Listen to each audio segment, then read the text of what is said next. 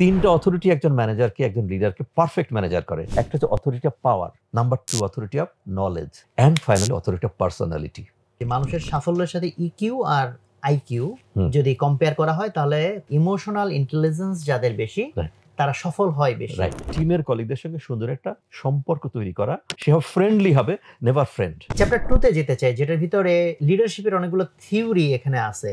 তো এখন I am very interested কি কি থিওরি আছে, থিওরির মধ্যে কনফ্লিক্ট কি আছে, কোনটা কোথায় অ্যাপ্লিকেবল, কোনটা কোথায় অ্যাপ্লিকেবল না, এটা যদি একটু এখন বলেন। হ্যাঁ, টাস্ক, টিম, ইন্ডিভিজুয়াল, এই তিনটার উপর ফোকাস করে যখন কাজ করা হবে তখনই সেই টিম সাকসেসফুল হবে। যে লিডারকে যে কোনো সিচুয়েশন দেখার সঙ্গে সঙ্গে শুনছে বা দেখছে, আর তার ভিতর থেকে কিন্তু ডিসিশন তৈরি হয়ে যাচ্ছে। বলা হয়ে থাকে wrong decision is better than no decision. যে কোনো একটা বই পড়ি না কেন, সেই বইটার মধ্যে যা বলা আছে ওটা যেন আমি এক্সিকিউট করি আমার লাইফে। টাকা থাকলে আমি ইম্পোর্ট করতে পারি মেশিন অ্যান্ড র material, but I can never import man. I have to develop man. কারণ আমার কাছে মনে হয়েছে যে বই ছাড়া মানুষের জীবনে পরিবর্তনের আর কোনো বিকল্প নেই।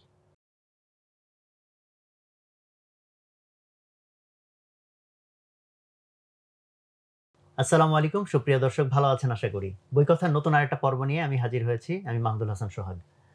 সো আজকে আমাদের পর্বে যিনি উপস্থিত আছেন ওনার নাম নজর এ জিলানি। ওনার পরিচয় সংক্ষেপে বললে উনি হচ্ছেন ফাউন্ডার এবং সিইও শার্পনার নামের একটা প্রতিষ্ঠানের। শার্পনার নামটাই বোঝাচ্ছে যে যেটা যে শার্প করে। সো উনি কাজ করেন মূলত সফট স্কিল ডেভেলপমেন্টে, কর্পোরেট ট্রেনিং দিয়ে থাকেন। এর বাইরেও ইয়াং জেনারেশনের সফট স্কিল ডেভেলপমেন্ট, তাদের মাইন্ডসেট চেঞ্জ করা, সেই জায়গাটায় উনি কাজ করে থাকেন। উনি একই সাথে একজন লেখক এখন, এবং ওনার 3টি বই যথেষ্ট জনপ্রিয়তা পেয়েছে আলহামদুলিল্লাহ। আমরা সেগুলো জানবো। আর ওনার ক্যারিয়ারের সংক্ষিপ্ত পরিচয় যদি আমি বলি তাহলে হচ্ছে উনি মানবিকের স্টুডেন্ট, বাট উনি প্রথম জব নিয়েছেন যেটা মাল্টি ন্যাশনাল একটা ফার্মাসিউটিক্যাল, ফাইজার অনেকে নাম জানেন। সেখানে প্রথমে উনি জব নেন এবং ওখানে ওনার একটা ক্যারিয়ার উনি একটা উচ্চতায় নিয়ে যান, যেটা actually remarkable being a student of humanities.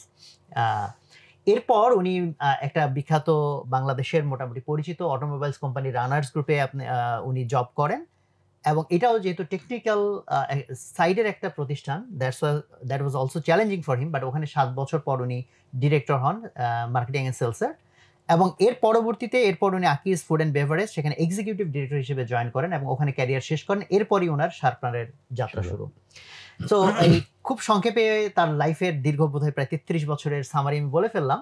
But ওনার যে 3টা বই, এবং এর ভিতরে প্রথম যে বইটার নাম হচ্ছে এক্সিকিউটিভ টু এক্সিকিউটিভ ডিরেক্টর। এটা মূলত ওনার লাইফের স্টোরি নিয়ে লেখা, যে যিনি এক্সিকিউটিভ হিসেবে লাইফ শুরু করেছেন অ্যান্ড এক্সিকিউটিভ ডিরেক্টর হিসেবে লাইফ শেষ করেছেন। So through out the life তার লিডারশিপ রোলের ল্যাডারে একটা একটা করে উনি উপরে উঠেছেন। সো আজকে যে বইটা নিয়ে ওনার সাথে আমরা কথা বলবো, আপনারা জানেন দর্শক যে নর্মালি আমাদের গেস্ট যারা ওনারা কথা বলেন এমন একটা বই নিয়ে যে বইয়ের অনেক বড় ইম্প্যাক্ট ওনার লাইফে রয়েছে। তো উনি যে বইটা চুজ করেছেন আপনারা আমার হাতে দেখতে পাচ্ছেন, লিডারশিপ ফর লিডার্স। বইটা ওনার কপি। এটা বইটার মাঝখানে আপনি দেখতে পাবেন অনেক দাগ টাগ আছে, অনেক যত্ন নিয়ে পড়া। আমি পড়লেই নর্মালি এরকম হয়, ফিজিক্যাল বই পড়লে অনেক দাগাদাগি নোটস থাকে। অ্যান্ড দেখলাম যে এখানে বইয়ের শুরুতে একটা সাইন করা, শ্রীলঙ্কাতে 2011 সালে কেনা। উনি শ্রীলঙ্কা হয়তো ট্যুর করছিলেন, তাই না? তো আমরা আজকে এই বই সম্পর্কে জানবো, এবং অ্যাকচুয়ালি এখানে আমার জন্য অনেক লেসন থাকবে যেহেতু আমি বইটা পড়ি নাই। আর যেহেতু আমি লিডারশিপ নিয়ে নিজে লিডার হওয়ার চেষ্টায় আছি ট্রুলি, এবং আরো লিডার কিভাবে গ্রো করা যায় এটা নিয়ে রিসেন্টলি আরো বেশি চিন্তা করতেছি। সো বইটা অ্যাকচুয়ালি আমিও খুব আগ্রহ নিয়ে বসে আছি এখান থেকে শেখার জন্য। তো আসসালামু আলাইকুম। ওয়ালাইকুম আসসালাম। অনেক লম্বা কথা বলে ফেলছি আপনাকে স্কোপ না দিয়ে। তো থ্যাংক ইউ ভেরি মাচ আমাদের এখানে আসার জন্য, এবং আমি এক্সাইটেড এই বই থেকে আপনার থেকে জানার জন্য, শেখার জন্য এই বইয়ের লেসনগুলো। তো আমি যে কোয়েশ্চেনটা ইন জেনারেল প্রথমে সবাইকেই করি, যে এই বইটাই কেন? কারণ আপনার লাইফে ডেফিনেটলি আপনি অনেক বই পড়েছেন, আমি জানি যেহেতু আপনার ব্যাকগ্রাউন্ড। সো অনেক বই পড়েছেন, এই একটা বই যে চুজ করলেন সেই জায়গা থেকে যদি সংক্ষিপ্তভাবে আগে উত্তরটা দেন যে কেন এই বইটাই চুজ করলেন। Thank you very much. আমি যে সমাজ বা যে কালচারাল কনটেক্সটে কাজ করি সেটা আমি জানি, এবং অনেক বই পড়তে যেয়ে যখন এই বইটার বেশ কিছু জিনিস থিওরি বলি অথবা রিকমেন্ডেশন বলি যেটা অ্যালাইন করে গেল, আমার সাথে মিলে গেল, তখনই মনে হয়েছে না এটা আমাদের এই সোসাইটির জন্য অ্যাপ্লিকেবল। অ্যাকচুয়ালি যদি এরভাবে বলি যে অনেক বই কিন্তু ইউরোপিয়ান বা আমেরিকান বা পাশ্চাত্যের বই, সেটা বর্তমানে বাংলাতে ট্রান্সলেশন হচ্ছে, ইংরেজি বইও আসছে। বাট তাদের যে ধরনের সোশ্যাল ব্যাকগ্রাউন্ড বা ম্যাট্রিক্স থেকে বইগুলো লেখা, মন মানসিকতা, ভ্যালুস তাদের যা, আর আমরা যে মানসিকতা, আমাদের যে কালচারাল ব্যাকগ্রাউন্ড, যে ভ্যালুজ, এটা কিন্তু এক না। সুতরাং সেই বইগুলো এখানে আসলে হুবহু যদি সেটাকে আমি এক্সিকিউট করতে যাই, এটা হবে না। না, এটা কিন্তু খুব রাইট পয়েন্ট বলছেন, যে কারণ ওয়েস্টার্ন সোসাইটি ইস্টার্ন সোসাইটির মধ্যে অনেক ডিফারেন্স Right. আছে। সো আমরা যখন একটা জিনিস পড়ি, এটা আসলে এখানে অ্যাপ্লিকেবল কিনা, এটা আসলে কিন্তু একটা বড় Right. টেনশন। সো এখানে যিনি রাইটার, আমি তো নাম যেটা দেখলাম, আমি ওনার ব্যাকগ্রাউন্ড অত জানি না, মাইকেল উইলিয়ামস। জি, তো উনিও তো ইস্টের লোক না, ওয়েস্টের লোক। ওয়েস্টার্ন, তো কোপেনহেগেন, ওয়েস্টের লোক জেনেভার লোক। আচ্ছা, তারপরে তাহলে ওনার লেখাটা কিভাবে আমাদের কনটেক্সটের সাথে মিলে গেল? আচ্ছা, উনি 7 বছর ধরে হুম হুম 2500 সিনিয়র ম্যানেজার, সিনিয়র পজিশনের মানুষদের সাথে ইন্টারভিউ নিয়েছেন, কাজ করেছেন, গবেষণা আচ্ছা, করেছেন। সেই আচ্ছা। গবেষণার ফল এটা। ও, এবং অনেক লিডারশিপের উপর যারা লিখেন, হুম হুম, তাদের অনেক রেফারেন্স কিন্তু এখানে আছে। আচ্ছা। এই বইটা শুধু ওনার বই না, হুম হুম, উনি এতগুলো মানুষের মানে চিন্তা। সিনিয়র লেভেলের মানুষের সঙ্গে ইন্টারাকশন করেছেন। হুম হুম, তো এটা করার পরে যেটা কনক্লুশনে উনি পেয়ে গেছেন, সেটাই কিন্তু এইটা বই, আচ্ছা। যে কারণে অনেক অ্যালাইন করে আমাদের সাথে। আচ্ছা, যখন আপনি বইটা পড়লেন 2011-তে, আপনি কেনা, আমি সাইন করা দেখলাম। তো 11-তে কেনার পর মোস্ট প্রবাবলি হয়তো 11-তেই আপনি পড়েছেন ধরে নিচ্ছি। এর আগে আমি অনলাইনে কিছু পড়েছি এটার উপরে, ও আচ্ছা, অনলাইনে মানে পড়েছি। এটা আপনার টার্গেটের Hard copy মধ্যেই ছিল? জি, জি, টার্গেটের জি, মধ্যেই ছিল? ও জি। আচ্ছা। তো এরপরে আপনি কি ট্রুলি দেখতে পান যে আপনার লিডারশিপের ভিতরের যে চেঞ্জ তো আমরা সবসময় চেঞ্জের মধ্যেই Right, থাকি। সেটার পিছনে এই বইয়ের ভূমিকাটাকে আপনি কতটুকু মনে করেন? অনেক, অনেক। অনেক। আচ্ছা। যদি তো আপনি যা ইনকাম করেছেন অ্যাজ এ লিডারশিপ রোলে, হুম, হুম।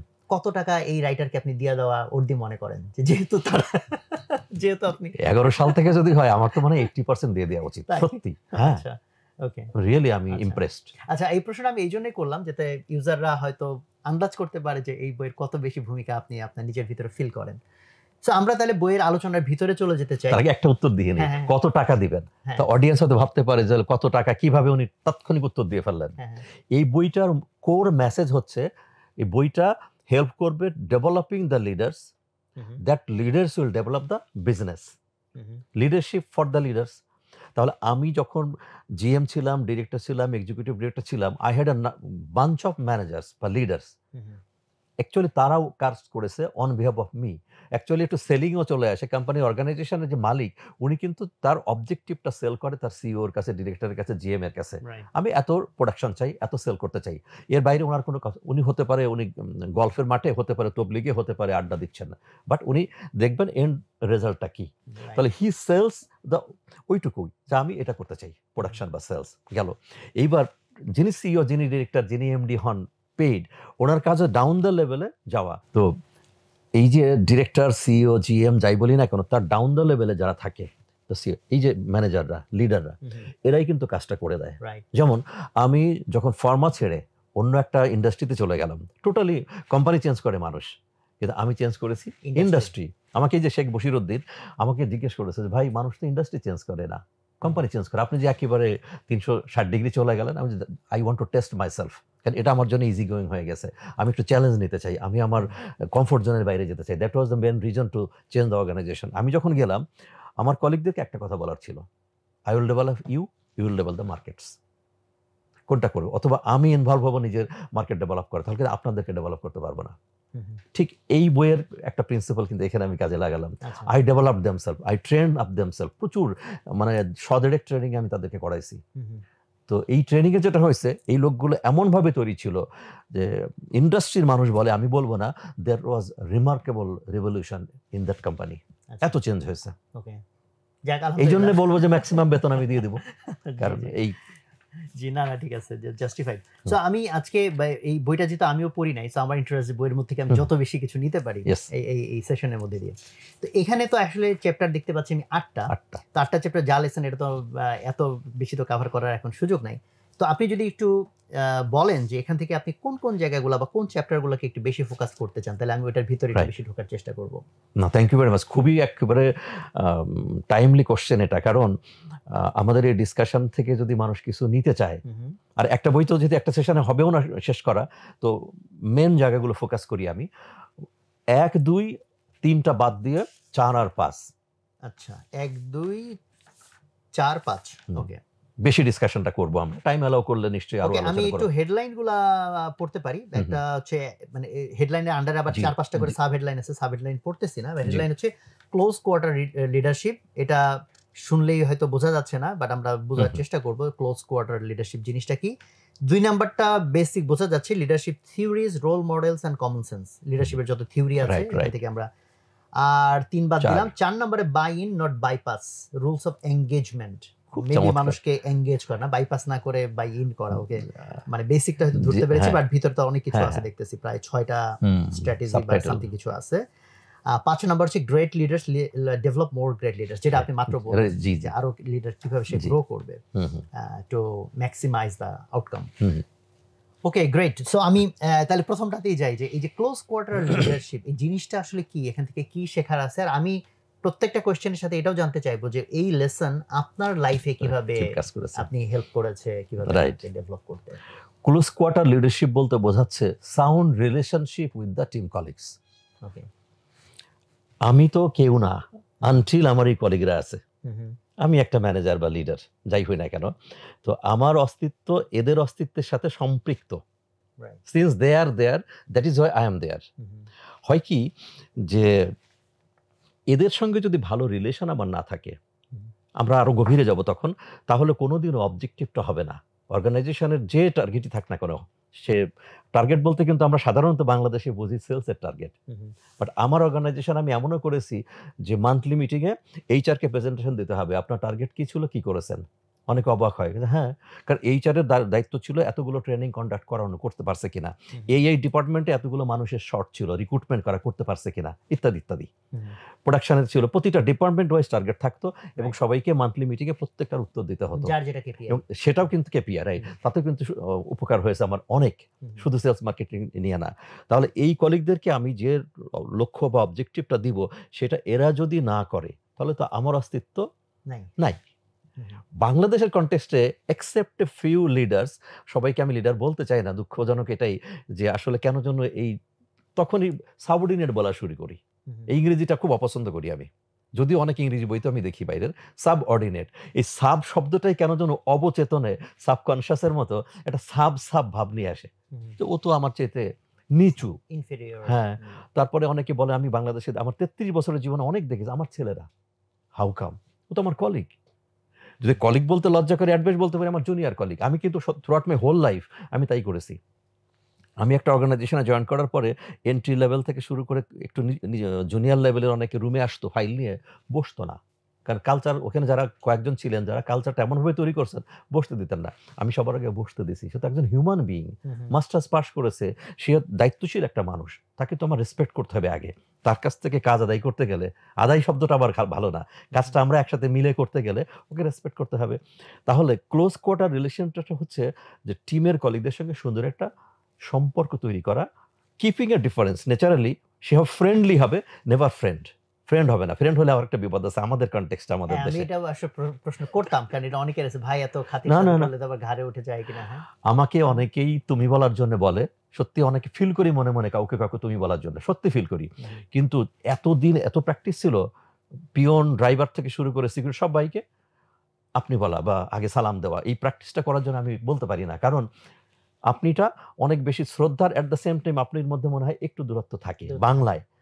আর তুমি হলে অবশ্যই কাছে, তুই তো একেবারে কলিজার ভিতরে চলে যায়। সো ক্লোজ কোয়ার্টার রিলেশনশিপ বলতে পরবর্তীতে আমরা দেখব ইমোশনাল ইন্টেলিজেন্সে চলে গেছে। আচ্ছা, আলটিমেটলি উনি চলে গেছেন ইমোশনাল ইন্টেলিজেন্সে। আর একটু কথা বলি, ভূমধ্যসাগরের ওই পার আর এই পার যদি আমরা এইভাবে হিসাব করি, প্রাচ্য যেটা আমাদের, প্রাচ্যের যে মন মানসিকতা, যে ঐতিহ্য এবং যে কালচারাল কনটেক্সট, আর পশ্চাতে সম্পূর্ণ আলাদা। তারা ওয়ান ফাইন মর্নিং যে কোনো মুহূর্তেই কিন্তু ইয়েস নো করে ফেলে। তাদের কারোর মধ্যে এই ইমোশনাল ইন্টেলিজেন্স যে শব্দটা ইদানিং আসছে, আমি বলি যে এই বইটা আসার আগেও তো ইমোশনাল ইন্টেলিজেন্স ছিল। ফাইজারের আমার যে বস আমাকে যখন বললেন যে জিলানি কোম্পানির জন্য তো অনেক কিছু করলে, তোমার খুলনার জমিটা একটা বাড়ি করে ফেলো, তুমি তো বাড়িটা করো, এটা কি ইমোশনাল ইন্টেলিজেন্স? এই যাও তুমি বাসায় যাও, তোমার বাচ্চাদেরকে টেক কেয়ার অফ ইট। এরকম ঢাকার থেকে যাচ্ছে না, দেখা গেল তার ব্রিফকেসের মধ্যে কয়েকটা চকলেট, সে জানে চকলেট কেনার ক্ষমতা আমারও আছে, স্টিল দেন দেখেন যে ঢাকার থেকে যখন যাচ্ছে তার ব্রিফকেসে কয়েকটা চকলেট, তার মানে কি যে আমার বাচ্চাদের কথা মনে করে সে চকলেটটা কিনেছে। এটা কিন্তু ছোট্ট ছোট্ট ইমোশন। Right. আমি প্রচুর ইমোশনাল ইন্টেলিজেন্স ব্যবহার করেছি, আমি শেয়ার করবো আজকে, যেটা আমাকে পে করছে। অ্যাকচুয়ালি আমি যে এক্সিকিউটিভ ডিরেক্টর, এটা আমি হই নাই, আল্লাহ করেছেন অবশ্যই, আল্লাহর রহমত। বাট এই যে কলিগদের সবার সহযোগিতার মাধ্যমে, সো ক্লোজ কোয়ার্টার রিলেশনশিপ বলতে বলছেন উনি যে লিডার যদি তৈরি করতে হয় তা আপনাকে ক্লোজ কোয়ার্টার রিলেশনশিপে আসতে হবে, কলিগদের সঙ্গে প্রচণ্ডভাবে এক হয়ে যেতে হবে, তার প্রত্যেকটা কলিগের প্রোফাইল জানতে হবে। যেমন যেটা বললেন যে আমি জানতে চাইবো, আমি প্রতিটা কলিগের নাম কি, বাচ্চা কয়টা, কোন ক্লাসে পড়ে, ডাক নাম কি, বাড়ি কোথায়, ফিনান্সিয়াল ব্যাকগ্রাউন্ড কি, এভরিথিং আমি জানতাম। আমি যদি একটা উদাহরণ বলি, গোয়েল রোড দিয়ে যাচ্ছি বগুড়ায়, সাতমাথার দিকে আসতে আসতে ছেলেটাকে কলিগকে জিজ্ঞেস করলাম, বাড়িতে টাকা পাঠাইছেন? কারণ ওর বাড়িতে মানি অর্ডার করলে সেই টাকা পেয়ে সংসার চলবে। না স্যার, ওর কিন্তু সুন্দর পোশাক পরা, ব্লেজার টাই পরা। আমি রিক্সার মধ্যে একটু যতটুকু সম্ভব ঘুরে বসে একটু অভিনয়ের সুরে রাগ করলাম যে আপনার বাবা এত কষ্ট করে সে অহংকার করে, মানুষের কাছে বলে যে আমার ছেলে এরকম কিছু করছে, আর সেই আপনি এখানে টাই পরে ঘুরে বেড়াচ্ছেন, বাবাকে মানি অর্ডার করলেন না। 7 রাস্তার থেকে জেলা স্কুলের উল্টা পাশে হচ্ছে পোস্ট অফিসে রিক্সা দাঁড় করালাম। স্যার আমার কাছে টাকা নাই, যে টাকা আমার কাছে আছে। তো ওরাও জানে আমি টাকা ধারের খুব কম, খরচা আসা না এক জিনিস আমি জানি করি, বাট খুব কম, কারণ দিলে তাকে ফিসাবিল্লাহ দিয়ে দিই কোনো মানুষকে, এটা হলো অন্য একটা পার্ট আমার চরিত্রের। তো ওকে বললাম যে কখন দিবেন? স্যার দুপুরে। ওকে, মানি অর্ডার করে আমি টাকা দিলাম, তার বাড়িতে টাকা পাঠানো হলো, তারপরে আমরা কাজে গেলাম। এই ছিল তো আমাকে ভোলার কথা না? জি। ছুটিতে যাওয়ার সময় যখন এক বাক্স অ্যান্টিহাইপারটেনসিভ ড্রাগ দিচ্ছি, যে এটা আপনার বাবার জন্য বা মায়ের জন্য, দাম কত? দাম বেশি না, কিন্তু চিন্তা করে জিনিসটা হলো কেয়ার। আমি আসলে তাকে কতটা কেয়ার করি।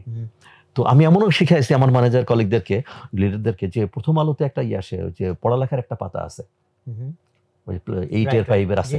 আমি বললাম যে আপনি দেখেন, আমার কিন্তু একটা ডাটাবেস করা ছিল, তখন তো সফটওয়্যার ছিল না, এক্সেলে আমার সমস্ত কাস্টমারদের, তার বার্থডে, ম্যারেজ ডে, দুইজনের, এবং বাচ্চাদের নাম কি, ডাক নাম কি, নিকনেম কি, এবং তাদের জন্মদিন, কোন ক্লাসে পড়ে, এগুলো থাকতো, ডাটাবেস থাকতো। এবং ওইটা দেখে যে মার্চ মাসে কার কার জন্মদিন, কার কার বিবাহবার্ষিকী, কোন বাচ্চার জন্মদিন, এগুলো জানতাম। তো এগুলো নিয়ে যেমন কিছু কাজ হয়েছে, খুবই চমৎকার। আর একটা ছিল যে আপনি পত্রিকা পড়ার পর এটা ভাঁজ করে রেখে দেন, আপনার কোন কাস্টমারের বাচ্চা ক্লাস 5 বা 8 পড়ে। পুরোনো জিনিস ঠিকই, ওর দাম 4 আনাও না, বাট আপনি কাজ সারার পরে যদি বলেন যে ভাই ওর ডাক নাম যে কোনো একটা, বললাম যে এটা বাবুর জন্য কাজে লাগবে, কি এটা? তো বললো যে ও ক্লাস 8 পড়ে না, এইটার বৃত্তির জন্য এইটা লেখা এসে প্রথম আলোতে। তো ওই জিনিসটুকু সামনে প্রশংসা করুক বা না আসুক করুক, চলে আসার পরে সে মনে মনে ভাববে যে আমার সন্তান নিয়ে ভদ্রলোক এইভাবে ভাবে। এর মধ্যে কিন্তু কোনো অভিনয় নাই, ভনিতা নাই, আমি মিন করেই বলি যে বাচ্চাটা যদি কোনো কাজে লাগে সেজন্যই দেওয়া। তো এটা তো ইমোশনাল জিনিস। জি জি। তো এইখানে ধরেন এই ক্লোজ কোয়ার্টার, প্রথমত হচ্ছে যদি আমি ভেঙে ভেঙে বলি, প্রথমত হচ্ছে এটা গুরুত্বটা বোঝা, যে কেন গুরুত্বপূর্ণ। মোস্ট প্রবাবলি এটা নিয়ে খুব বেশি লোক ডিবেট করবে না, হয়তো সবাই এত ফোকাস করে না, রাইট, বা হয়তো ডিবেট করবে না, বলার পর সবাই বলবে যে হ্যাঁ ভাই বুঝছি, এটা তো আসলে দরকার। কারণ আসলে যদি এরকম রিলেশন হয় তাহলে তো সে তো জান প্রাণ দিয়ে দিবেন, অ্যাটলিস্ট আমার কারণে হইলেও সে কোম্পানিকে ভালো না বাসলেও, যে ভাই because my leader I have to do it. Number 2, যে আমি বুঝলাম, আমি কনভিন্সড, দেন হচ্ছে যে আমি এটা কিভাবে করব। যেমন আপনি অলরেডি কয়েকটা এক্সাম্পল বলেছেন, তো এই বইয়ের ভিতরে কি এরকম হাউ এর জায়গাটাকে ওনারা ইলাবোরেট করেছে না, কাস্টমাইজ করেছি আমি। আচ্ছা, ওকে। বাট ওরা কি ওদের মতো কোনো ফ্রেমওয়ার্ক দিয়েছে যে কিভাবে? ওই রিলেশনশিপের মধ্যেই থাকছে ওরা। আচ্ছা, ওকে। 2-4টা শব্দ বলে গেছে, ওখান থেকে তাফসীর করে নিতে হচ্ছে। আচ্ছা, ওকে, যেটা আপনি কিছু এক্সাম্পল বললেন। আর থার্ডলি হচ্ছে যেটা অলরেডি আপনি মেনশন করেছেন, যে লিডার, মানে আমি তো রিলেশনশিপ তৈরি করব, আবার বললেন যে এর সাথে একটা আমি কিছু গ্যাপও রাখবো, যেখানে একদম পুরো ফ্রেন্ডলি হবো বাট ফ্রেন্ড না। ওই জায়গাটাতে যদি তাহলে আপনি কিছু আমার জীবনের এক্সাম্পল বলি। 33 বছর চাকরি করেছি, এই 33 বছরে আমার কলিগের ভাত, বাসা অথবা হোটেল আমার গলা দিয়ে নামেনি। জেনারেলি কিন্তু আমাদের দেশে যখন কাজ করে টিমে, তো এটা কিন্তু হয় অনেক সময়। আমার এটা নিয়ে আমার বাসায়ও একটু মৃদু বিতর্ক হয়েছে। আমি না, হবে না, কারণ আমি আমার দেশ, আমার কালচার বুঝি। কারো ভাত যদি একবার আমার গলা দিয়ে নামে, এরপর এমন কিছু আবদার হয়ে বসতে পারে, তখন কিন্তু আমি না করতে পারবো না। অনেক এক্সাম্পল আমার জীবনে আছে, যে কারণ এটা করি নাই, বাট চা খাওয়া, নাস্তা করা, ছোটখাটো কোনো কিছু করা, ইভেন লাঞ্চ বা ডিনারের একবার বিল দেওয়া, এগুলো আমি অবশ্যই করব। ইভেন আমি আমার কলিগদের বাড়িতে যেতাম, প্রতিটা কলিগের বাসায় যাওয়াটা আমার ব্যক্তিগত জীবনে ইন্টারনাল একটা স্ট্র্যাটেজি ছিল। তার বাসার লোকেশনটা জানা শুধু তা না, তার বাসার সে অ্যারেঞ্জমেন্টগুলা, ফার্নিচার থেকে শুরু এভরিথিং দেখা, কারণ তার পার্সোনাল প্রোফাইল জানি, from which family he is, তাহলে তার লাইফ লিডিং স্টাইল আমি জানি, আর বেতন কত পায় আমি জানি, তাহলে সেই বেতন পেয়ে সে কোন লাইফ স্ট্যান্ডার্ড মেনটেন করতে পারে, এটা কিন্তু বুঝতে পারতো না, একবার এক নজর দেখার পরে গল্প, কি খবর, কেমন আছেন ইত্যাদি। আমাকে আমি জানি বড়দের চা, চানাচুর, বিস্কিট কিছু একটা দিবে। তো ও 50 টাকা বা 100 টাকা খরচ করবে, মিনিমাম 500 টাকার ফল, আইসক্রিম, ওই বাচ্চা আছে কিনা, মেম্বার কারা, তাদেরকে মাথায় রেখে আমি হয়তো কিছু ফল কিনলাম বা আইসক্রিম বা মিষ্টি কিনে নিয়ে গেলাম। মনে মনে ডেবিট ক্রেডিট হয়ে গেল যে এখানে 50 টাকা সে আমাকে খাওয়াবে, আমি 500 টাকা নিয়ে গেলাম। তার মানে আমার 450 টাকা আমার নামে ইয়ে থাকলো, অ্যাকাউন্টে জমা থাকলো। সে কখনো বলতে পারবে না যে ওনাকে আমি এটা করছি সেটা করছি। যেটা ওই যে গলা দিয়ে ভাত নামার কথা বলছে, দুটো অবজেক্টিভ। একটা হচ্ছে ওকে চেনা, ওর ফ্যামিলি মেম্বারকে চেনা, তারাও জানবে যে উনি ঢাকা থেকে আসছেন বা বগুড়া থেকে আসছেন, আমাদেরকে দেখতে আসছে, এক এই রিলেশনশিপের জন্য, সাউন্ড রিলেশনশিপ। আরেকটা হচ্ছে ওর লাইফ স্টাইলটা দেখা, কারণ একটু এলোমেলো হলে তখন দেখবো সে আসলে সোর্স কোথায়, বাড়ির থেকে আনতে পারে না, আমি জানি তার ফ্যামিলি ব্যাকগ্রাউন্ড সেরকম না, তাহলে কি সেলস প্রসিডের টাকা নিচ্ছে, তাহলে কি ধার করতেছে, কর্জ করতেছে, কোম্পানির ইমেজ নষ্ট হচ্ছে, এরকম অনেকগুলো চেন ফাংশন, অনেকগুলো, এক ঢিলে দুই পাখি হলো না, অনেক কিছু হচ্ছে। হ্যাঁ হ্যাঁ, অনেক কিছু হচ্ছে। আচ্ছা, ওকে। এই তো, তো এই যে ব্যাপারটা, তো ওর সঙ্গে যখন আমি এইরকম ব্যবহার করতেছি, কখনোই সে আমার ঘাড়ে পা রাখতে পারতেছে না। ফ্রেন্ডলি হচ্ছে ঠিকই, কিন্তু কখনো ফ্রেন্ড হচ্ছে না। তাকে আমি চা নাস্তা খাওয়াচ্ছি, ইভেন একটা লাঞ্চ করাচ্ছি, কিন্তু সে আমার সঙ্গে লেগে থাকলেও আমি কিন্তু সারাদিনে তাকে লাঞ্চ, ডিনার ইত্যাদি ইত্যাদি একসাথে করাবো না আমি ইচ্ছা করি। কারণ তার জন্য একটা অ্যালাউন্স আছে, আমার জন্য অ্যালাউন্স আছে। এটা এইভাবে করার কারণে যে সে আমার ফ্রেন্ড হয়ে যায় না। আর প্রত্যেকটা মানুষকে হ্যান্ডেল তো, কারণ 5টা মানুষ যদি টিম মেম্বার হয়, 5 জনের প্রোফাইল 5 রকমের, এবং অবশ্যই 5 রকমের স্ট্র্যাটেজি বা স্টাইল, লিডারশিপ স্টাইলেই হ্যান্ডেল করতে। 5 জনকে একই থিওরি দিয়ে কিন্তু হবে না, একই স্টাইল হবে। হ্যাঁ, অনেকে এটা করতে চান, ওই কিতাব পড়া জিনিস না, ওরকম হবে না, কেমিস্ট্রির মতো হবে না কিন্তু, যে কোন উপকরণ কতটুকু দিয়ে হবে। যে মানুষটা যে প্রোফাইলের, তাকে সেই প্রোফাইল অনুযায়ী তাকে হ্যান্ডেল করা। এটা করে যেটা হয়েছে যে কাজ আমার কাছে প্রধান থাকছে।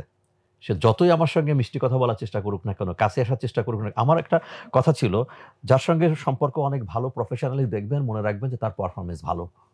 আর যে দূরে, মনে রাখবেন তার পারফরমেন্সের কারণে। কারণ আমার কাছে ভালো মন্দ, কাছের এবং দূরের একটাই ইন্ডিকেটর আছে, ইন্ডেক্স আছে, সেটা হচ্ছে পারফরমেন্স। এটা পরিষ্কার বলা ছিল। ইভেন কোন ডিস্ট্রিক্টে বাড়ি, ওগুলো আমি জানি না, আমি জানি কাজটা শুধুমাত্র। যে কারণে তারা দেখলেন যে এই লোকের সঙ্গে চলতে গেলে আমাকে পারফর্ম করতে হবে। আরেকটা হচ্ছে এই রিলেশনশিপের মধ্যে হয় কি, লিসেনিং, যে আসলে আমার ওই কলিগটাকে শুনতে হবে। আমরা তো আসলে বলতে চাই বেশি, শুনতে চাই না। অ্যাক্টিভ লিসেনিং, চুপচাপ এরকম আমি ঘন্টার পর ঘন্টা আমি ওর কথা শুনবো। শুনলে ওর কনসাস, সাবকনসাস হয়ে সবকিছু চলে আসে, এবং সেও বুঝে যে উনি আমার কথাগুলো শুনছেন। এটা তো রিলেশনশিপ বিল্ড আপে হেল্প করে অবশ্যই অনেক বেশি। সম্পর্ক তৈরি করার বড় জিনিস হচ্ছে কথা বলা, কথা শোনা। বর্তমান সময়ে এখন হয়তো বলার খাতিরে আমাকে বলে খুতবা দিতে হচ্ছে, বলতে হচ্ছে, বাট আমি প্রচুর শোনা, যখনই সিচুয়েশন তাই হয়, আই লিসেন। কারণ একটা মানুষের প্রতি অনেক সাদাকাও হচ্ছে লিসেনিং, আমার মনে হচ্ছে। হাসি মুখে কথা বলা না, সাদাকা হচ্ছে লিসেনিং, অ্যাক্টিভ লিসেনিং। খুব হালকা হয়ে যায়, স্টিম আউট হয়ে যায়। দেন তাকে কোচিং, কাউন্সিলিং করা, তার কেরিয়ার সম্পর্কে বলা। আবারও ইমোশনাল ইন্টেলিজেন্সে চলে যাই। বাসায় যেয়ে দেখলাম কলিগ এখন ইকোনমিক্সের পাশ করা। এখন ইমোশনাল ইন্টেলিজেন্স নিয়ে বলার আগে আমি একটু এখানে যোগ করি, কারণ এখানে আমাদের অডিয়েন্সের কেউ কেউ হয়তো এটার সাথে পরিচিত, অনেকে হয়তো পরিচিত না। তো ইমোশনাল ইন্টেলিজেন্স নিয়ে আমার মনে হয় যে কথাগুলো সবার জানলে ভালো, যে আমাদের দেশে এখন পর্যন্ত অনেক জায়গায় আইকিউ, যেটা এটাকে, আর ইমোশনাল ইন্টেলিজেন্স যেটাকে সংক্ষেপে ইকিউ বলা হয়, আইকিউকে আমরা অনেক বেশি প্রাধান্য দিই। একটা মানুষ আইকিউ দিয়ে বোঝায় যে অনেক বেশি বুদ্ধিমান কিনা। সো অনেক বেশি বুদ্ধিমান হলে তার অনেক বেশি সফল হওয়ার চান্স বেশি। সো ইকিউ নিয়ে গ্লোবালি এখন মোটামুটি তো একমত হয়ে গেছে যে মানুষের সাফল্যের সাথে ইকিউ আর আইকিউ যদি কম্পেয়ার করা হয়, তাহলে কোরিলেশনটা হচ্ছে ইকিউ এর সাথে বেশি, মানে ইমোশনাল ইন্টেলিজেন্স যাদের বেশি তারা সফল হয় বেশি, বেটার লিডার হয় অবশ্যই। সো এখানে একদিকে ইন্টেলিজেন্স, আরেকদিকে ইমোশন, তাই না? আইকিউতে ইন্টেলিজেন্সকে আমরা প্রাধান্য দিচ্ছি, আর ইকিউতে ইমোশনকে প্রাধান্য দিচ্ছি, যেটার সাথে খুব মানে এখানে ক্লোজলি রিলেটেড, যে মানুষের সাথে রিলেশনশিপ। তো এই জন্য আমি এটা একটু বললাম দর্শকদের উদ্দেশ্যে আপনার মাধ্যমে, ইউ আর রাইট, এক্স্যাক্টলি, যে যাতে সে বুঝতে পারে যে আসলে what we are talking about. আমার সিজিপি অনেক ভালো, একেবারে ম্যাট্রিক থেকে শুরু করে মাস্টার্স পর্যন্ত। ইট ম্যাটার্স নাথিং, একটা স্ট্যান্ডার্ড সিজিপিএ দরকার আছে। আইকিউ কোনোদিন আমাকে ভালো চাকরি এবং ভালো পজিশন দিয়ে দিবে না, কোনোদিনও না, until and unless there is enough EQ. বিশেষ করে লিডারশিপ তো লাগবেই, মানে উপরে যাওয়া মানে ভালো পজিশনগুলো মানেই তো সেখানে লিডারশিপের দিকে চলে যাচ্ছে, যে কোনো ইসে কি বলে ইন্ডাস্ট্রিতে বা যে কোনো পজিশনেই।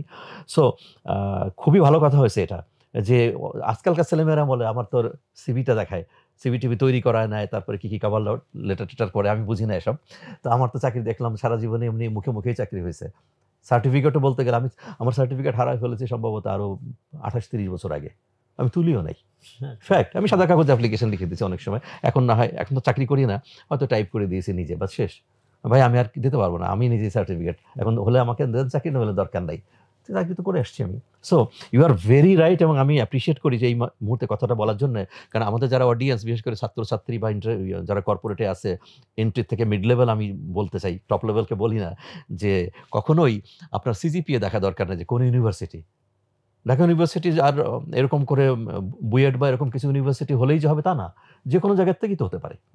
কারণ আমি নিজেও তো ব্যক্তিগতভাবে ওই অনেক গ্রামের থেকে ম্যাট্রিক পাস করে আসছি, কোন নাম করা কোনো স্কুল থেকে আমি পাস করি নাই। হ্যাঁ, পরবর্তীতে না হয় ঢাকা ইউনিভার্সিটিতে আসছি। সো আমরা আবারও বলে দিই যে emotional intelligence is very important, very very important. Average একটা থাকলেই হবে, সিজিপিএ থাকলেই হবে, রাইট?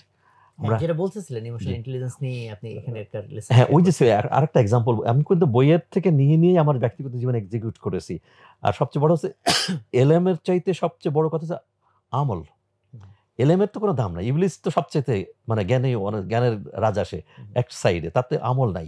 এই জন্য বলছি যে যতটুকু এলএম হোক না কেন, সে এলএমটাকে এক্সিকিউট করতে হবে। আমি চেষ্টা করেছি, যখন মনে হয়েছে না এই জিনিসটা তো ভালো, সঙ্গে সঙ্গে ওইটা আমি ব্যক্তিগত জীবনে এক্সিকিউট করেছি। যেমন এক্সিকিউটিভ টু এক্সিকিউটিভ ডিরেক্টর বইটাতে যে 365 দিনে লেখা আছে, আজকের 6 মার্চের যে লেখা ওইটুকু পড়তে হবে, এক পাতা আধা পাতা পড়ে বুঝে ওইটা এক্সিকিউট করতে হবে, এবং রাউন্ড দ্য ইয়ার ঘুরিয়ে এসে আবার মিনিমাম 3টা বছর বইটা হাতে রাখতে হবে। এটা নভেল উপন্যাস না, এটা একটা মানুষের ট্রান্সফরমেশনের সময় লাগে। আমি কিন্তু এই কাজটাই করেছি, সেখান থেকে বইটা এভাবে আসছে। সো কলিগের বাসায় গেলাম, নাটোরের রাজবাড়িতে থাকে, সামান্য কিছু ভাড়া দিয়ে, নতুন বিয়ে করেছে, ওয়াইফকে জিজ্ঞেস করলাম, তোমরা ভাই দেখেন এই যে বাসায় এটা নাই সেটা নাই।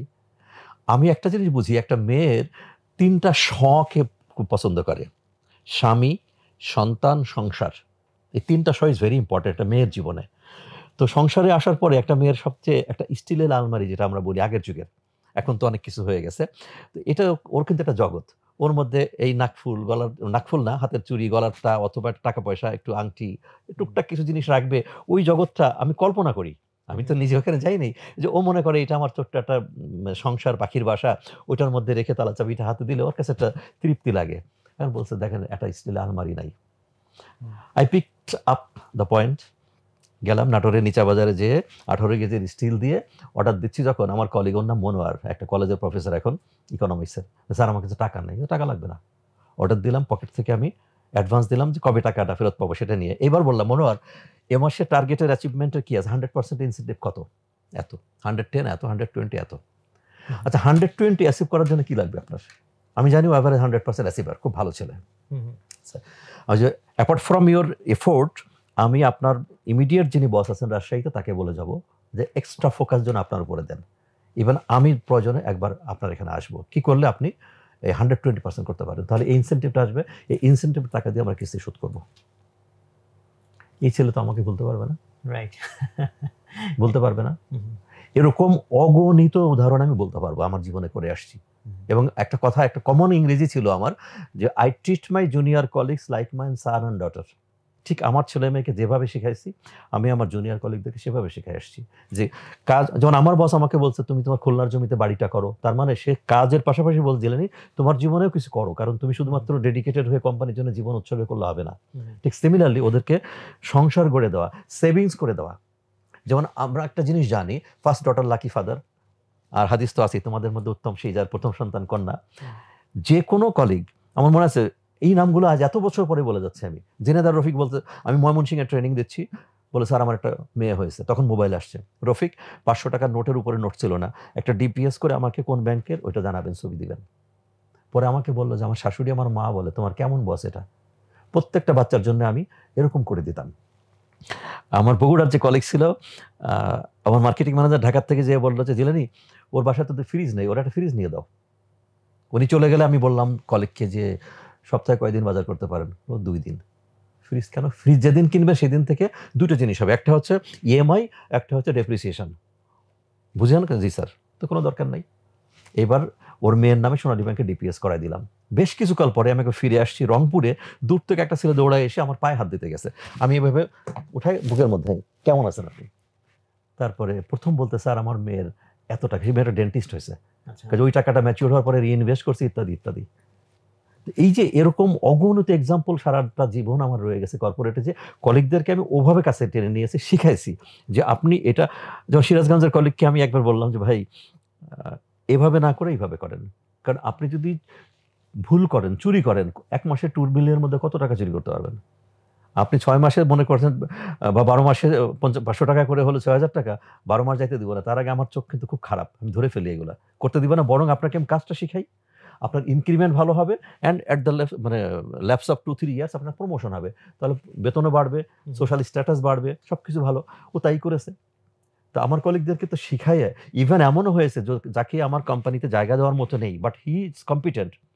গোপনে গোপনে বাংলা সিনেমা যেমন আসে না, সামনে বরযাত্রী আসে, সানাই বাজে, পিছন দিয়ে মেয়ে চলে যায়, মা বের করে দেয় মেয়েকে, আমি আমার 2-1 কলিগকে বের করে দিছি, টেলিফোন করে বলে দিছি যে জানি সোহাগ সাহেবের কাছে আমি বলে দিচ্ছি কলিগটা খুব ভালো, কিন্তু আগামী 2-4 বছর ওকে তো প্রমোশন দিতে পারবো না, জায়গা নেই আমার, ওকে আপনি নিয়ে নেন। আমি করেছি এই কাজটা, কারণ কোম্পানির জন্য সে করছে ঠিকই, কিন্তু এই মুহূর্তে যদি ওকে আমি না দিই, তাহলে ওর জীবন, একটা কোম্পানির জন্য একটা মাস বা বছর কিছু না। করোনার সময় প্রফিট করে নেই অনেক বড় বড় কর্পোরেট, সো হোয়াট, পরে করবে, পরে জেনারেশন করবে, কিন্তু একটা মানুষের জীবন তো 25 ওভার 50 ওভারের খেলা। 25 ওভার চলে যাচ্ছে আমার করতে, স্কুল কলেজ মাদ্রাসা মক্তবে, আর বাকি 25 ওভার হচ্ছে কর্পোরেটে বা চাকরি জীবনে। তো ওর একটা দিন তো দামি, 2 বছর পরে প্রমোশন যদি দেই, 2টা বছর সে লস করবে, পরে কি হবে তো আমি জানি না। এবং ও মোটিভেট হচ্ছে না, বারবার বলতে স্যার আমি কি করব, ওর চাইতে বরং তাকে ভালো একটা জায়গায় দিয়ে দিলাম, এটাতেও কিন্তু আমি এই কোম্পানির জন্য পজিটিভ রেজাল্ট আনতে পারছি। এই যে ব্যাপারগুলো সবসময় ধমক দিয়ে যে অথরিটির কথা বলা হয়, আমি আরো একটা মজার কথা সবসময় বলে থাকি যে আমাদের দেশের প্রেক্ষাপটে যে অথরিটি অফ পাওয়ারটা এক্সারসাইজ করি বেশি। এই বইয়ের মধ্যে যে জিনিসগুলো আছে, পাওয়ারের কথা আছে একটা জায়গাতে, পাওয়ার বলতে পাওয়ার অফ নলেজ, মানে 3টা অথরিটি একজন ম্যানেজারকে, একজন লিডারকে পারফেক্ট ম্যানেজার করে। 3টা রিং যদি আমরা ওভারল্যাপিং করে আঁকি, তখন 3টা রিং এর একটা হচ্ছে অথরিটি অফ পাওয়ার, যে আমাকে প্রতিষ্ঠান একটা জিএম করেছে, ডিরেক্টর করেছে, দিস ইজ মানে পাওয়ার আমার। নাম্বার 2 অথরিটি অফ নলেজ, যে ইন্ডাস্ট্রিতে আমি আছি ওই ইন্ডাস্ট্রির নলেজ আমার কি পরিমাণে, গভীরতা কতটা, এন্টায়ার ইকোনমি এবং গ্লোবাল ইকোনমি পর্যন্ত টোটালটা যদি আমি সাউন্ড ভাবে আমি জানি, তখন আমার ওই কলিগটা কিন্তু মনে মনে ভাববে I am blessed having a leader like him. যেমন ছোট্ট অ্যানেকডট বলি, গ্রামে ছিলাম তো কিছুদিন, আমি জানি যে গ্রামে অনেক সময় দেখা যায় যে ভালো একটা জামাই হলে বিকালবেলা হাঁটতে বেরোয় দুলাভাইকে নিয়ে, জামাইকে নিয়ে, মানে মানুষজনকে একটু দেখারও যে আমাদের দেখো আমাদের দুলাভাই এরকম আর কি। আমার মনে হয়, আমার নিজেরও মনে হয়েছে আমার সিনিয়র 2-1 জীবনে পেয়েছি, দে আর ওয়ান্ডারফুল জেনারেলস, এরকম লিডার। তো আমি, আমার কাছে মনে হয় যে লিডার এরকম হলে জুনিয়রগুলো মনে মনে আনন্দ বোধ করে, যে অন্যদের দেখায়ও বলতে পারে মনে মনে, দেখো দিস ইজ মাই লিডার, উনি এরকম। তো authority of knowledge is very important, যে নলেজ দিয়ে শুরু হয়েছে ইকরা বিসমিল্লাহ রাব্বিকা আল্লাযী খালাক। And finally authority of personality, খুবই ইম্পর্টেন্ট ব্যক্তিত্বের, কারণ ব্যক্তিত্ব কথা বলে। কারণ লিডার যদি কলিগের সঙ্গে ফ্রেন্ড হয়ে যায়, ফ্রেন্ডলি না হয়ে, ব্যক্তিত্ব কিন্তু শেষ। আমি আমার একটা প্রতিষ্ঠানের কথা বলি, নিচে এসে বাস থেকে নেমে কলিগরা বিভিন্ন জনের নাস্তা করতো, পাশে কতগুলো দোকান ছিল, চাটা খেত। আমি জীবনে কোনো দিন 7-8 বছরে ওইখানকার দাঁড়াই নেই, আমি গাড়ি ধরে চলে আসছি। রাতে, অনেক রাতে কখনো কখনো সিনিয়রদেরকে নিয়ে একটু মিটিং করতাম, পারমিশন নিয়ে, রাতে থাকা নিষেধ ছিল, মানে অফিস ছিল একেবারে 5টা কাট, তো তারপরে গাড়িতে উঠে চলে আসছি। কারণ as a man of sales and marketing, পরবর্তীতে ম্যানেজমেন্টের, আমরা তো বিভিন্ন টং ঘরে চাও খাওয়া মানুষ, এখনো খেতে পারি আমি। ওই জায়গাতে আমার মানে 10তলা বিল্ডিং এর নিচের যে চায়ের দোকানটা, ওইখানে দাঁড়ায় অন্য কলিগরা খাচ্ছে, ড্রাইভাররা, দারোয়ানরা খাচ্ছে, তাদের মধ্যে আমি দাঁড়ায় যদি 1 কাপ চা খাই, আমার কবর হয়ে গেল, এটা হবে না। আমার দাম পায়ের জুতার থেকে মাথার চুল পর্যন্ত অনেক দামি হতে হবে না, কিন্তু অ্যাটলিস্ট মার্জিত যেন পোশাকটা হয় লিডারের, মার্জিত তার আচরণ হয়, অন্য যত ক্যারেক্টারিস্টিক আছে সেগুলো যেন থাকে। অর্থাৎ তার ব্যক্তিত্ব তো আসলে ইট ইজ এ মানে কি personality such a kind of thing, এটা তো 800 কোটি মানুষের 800 কোটি পার্সোনালিটি, আল্লাহ রাব্বুল আলামিনের একটা বিরাট হিকমত, সেইভাবে তৈরি করে দিয়েছেন। কোনোভাবে যদি আমি পার্সোনালিটি লুজ করে ফেলি টিমের মধ্যে, ওই টিমে উইন করা সম্ভব হবে না। এই 3টা জিনিসের এখন নাম্বারিং, কেউ অথরিটি অফ পাওয়ারকে কিছু দিবে, হয়তো এটাকে দিব 40, এটাকে দিবে 20-30, এটাকে দিবে 20, কিছু একটা। আমার কাছে মনে হয় যে অথরিটি অফ নলেজ যেটা, এইটাই অ্যাবাভ 50, 60 বা 70 লাইক দ্যাট আমি দিব। বাকিটা অথরিটি অফ পার্সোনালিটিকে, চেয়ারের নাম্বার হচ্ছে অনলি 10, আর 90 হচ্ছে ওই দুটাতে, অথরিটি অফ নলেজ অ্যান্ড পার্সোনালিটিতে। এটা যখন হবে, এই বই পড়লে পাওয়া যাবে এই জিনিসগুলো। এক্স্যাক্টলি, মানে জন সি ম্যাক্সওয়েলের যে লিডারশিপের ডেফিনেশনই সে বলছে যে leadership is nothing about authority, it's all about influence. Right.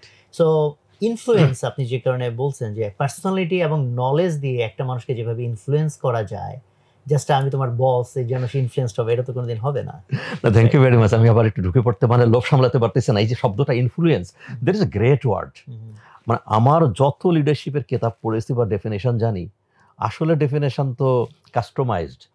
আমার কাছে একটা ডেফিনেশন বা একটা সেন্টেন্স খুব ভালো লাগে, যে capability two influence the thought and action of junior colleagues. কারণ আমি যে হাতটা উঠালাম, এই হাত উঠানোর আগে কিন্তু আমার একটা থট ছিল যে হাতটা আমি উঠাবো, এখানে নিব। তার মানে হাত উঠানোর পিছনে একটা চিন্তা কাজ করেছে। সে চিন্তাকে ইনফ্লুয়েন্স করা, চিন্তা এবং কাজ, আগে চিন্তা তারপরে কাজ। আমরা সালাত আদায় করবো, তাহলে আগে চিন্তা হয়েছে যে সালাতে যাবো, কাজটা হচ্ছে সালাত পড়া। এই দুটো জিনিসকে ইনফ্লুয়েন্স, এই ইনফ্লুয়েন্স করা খুব কঠিন কাজ এবং সহজ কাজ। যখনই তার অথরিটি অফ নলেজ থাকবে, খুব সহজে একটা মানুষকে ইনফ্লুয়েন্স করা যায়। কঠিন কিছুই না কিন্তু। বাট যখন সে বই পড়বে না, শিখবে না, ট্রেনিং নেবে না, বই পড়বে না, কোচিং করবে না, মানে এক্সট্রা কোনো কিছু করবে না, তখন সে আর কোনোদিনও কিছু করতে পারবে না। মানে আমি অবভিয়াস যে কোনো জায়গায় যখন মানুষ বুঝে ফেলে যে না এই লোকটা অনেক বেশি জানে, বাদ বাকিরা কিন্তু আপনার মেনে নিতে তখন রাজি হয়ে যায়। ঠিক আছে, রাইট, আই অ্যাকসেপ্ট। আবার লোভ সামলাতে পারতেছি না। খুব মজার একটা জিনিস শিখলাম কাল, আমার ছোট ভাইয়ের সঙ্গে শেয়ার করতেছিলাম, এটা ওভার টেলিফোন। 30 ইয়ার্স এক্সপিরিয়েন্স, যেমন 33 আমার কথা বলা হয়, তো ধরলাম 33 ইয়ার্স এক্সপিরিয়েন্স। ইংরেজিটা এমন সুন্দর করে লিখছে, বাংলা দ্বারা এরকম 1 years experience repeated 33 Times. Jilani, আপনি 33 বছরের অভিজ্ঞতা, তার মানে 1 বছরের এক্সপিরিয়েন্স রিপিটেড ওভার 33 ইয়ার্স। আমাদের দেশে ম্যাক্সিমাম কিন্তু তাই। কিছু একটা কাজ টার্গেট অ্যাচিভ করে দিলে ম্যানেজমেন্ট খুশি হয়ে প্রমোশন দিয়ে দিল যে তুমি এখন সুপারভাইজার, ম্যানেজার। এরপরে জীবনে সে কোনো ভ্যালু অ্যাড করবে না, কোনোদিন বই খুলে দেখবে না। আমি আজও কার সাথে কথা বলতেছিলাম, পৃথিবীর সবচাইতে দুর্দর্শ জাতিদের মধ্যে একটা হচ্ছে স্ক্যান্ডিনেভিয়ান, নরওয়ে, সুইডেন, ওই অঞ্চলটা। আচ্ছা, সবচাইতে শান্ত সমাহিত, সবচেয়ে ভদ্র জাতি বলে আমরা জাপানকে জানি, কিন্তু যদি ইতিহাস জানি, ওদের চেয়ে নৃশংস জাতি পৃথিবীতে ছিল না। সেখান থেকে তারা ট্রান্সফরমেশন হয়েছে। ভাইকিংদের যে ছবি টবি বাচ্চারা দেখে, এই ভাইকিংরা রাশিয়াকে অস্থির করে ফেলেছে। এদিন ফ্রান্স থেকে ইংল্যান্ড পর্যন্ত এই অঞ্চলগুলোকে নৌদস্যু করে বেড়াতো। সেই ভাইকিংদের ট্রান্সফরমেশন কিভাবে হয়েছে? অনলি বই পড়া। এখনকার জগতে দেখি সবচেয়ে স্ক্যান্ডিনেভিয়ান লোকরা সবচেয়ে বেশি বই পড়ে। তাহলে আমরা যারা লিডারশিপে পজিশনে আছি, কোম্পানি যে কোনো প্রতিষ্ঠানে সিনিয়র পজিশনে, why we are not adding value? আমার যে ভ্যালু অ্যাড করার শব্দটা প্রায় আমি বলি বা লিখি, ভ্যালু অ্যাড ছাড়া কিচ্ছু হবে না। আজকের আমি কালকের আমি হচ্ছে যদি একটু কিছু না হই, পরিবর্তন না হই, যেটা হাদিসে বলতেছে যে তোমার জীবন থেকে একটা দিন চলে গেল কিন্তু তুমি কিছু শিখতে পারলে না, তোমার ব্যর্থ জীবন। আমি তো এইখানে এদের সাথে কথা বলতে বলতে শিখবো, রিক্সার থেকে শিখবো, সিএনজি থেকে শিখবো। শিখতে হবে তো আমাকে, সবসময় বই পড়ে শিখতে হবে তাও না।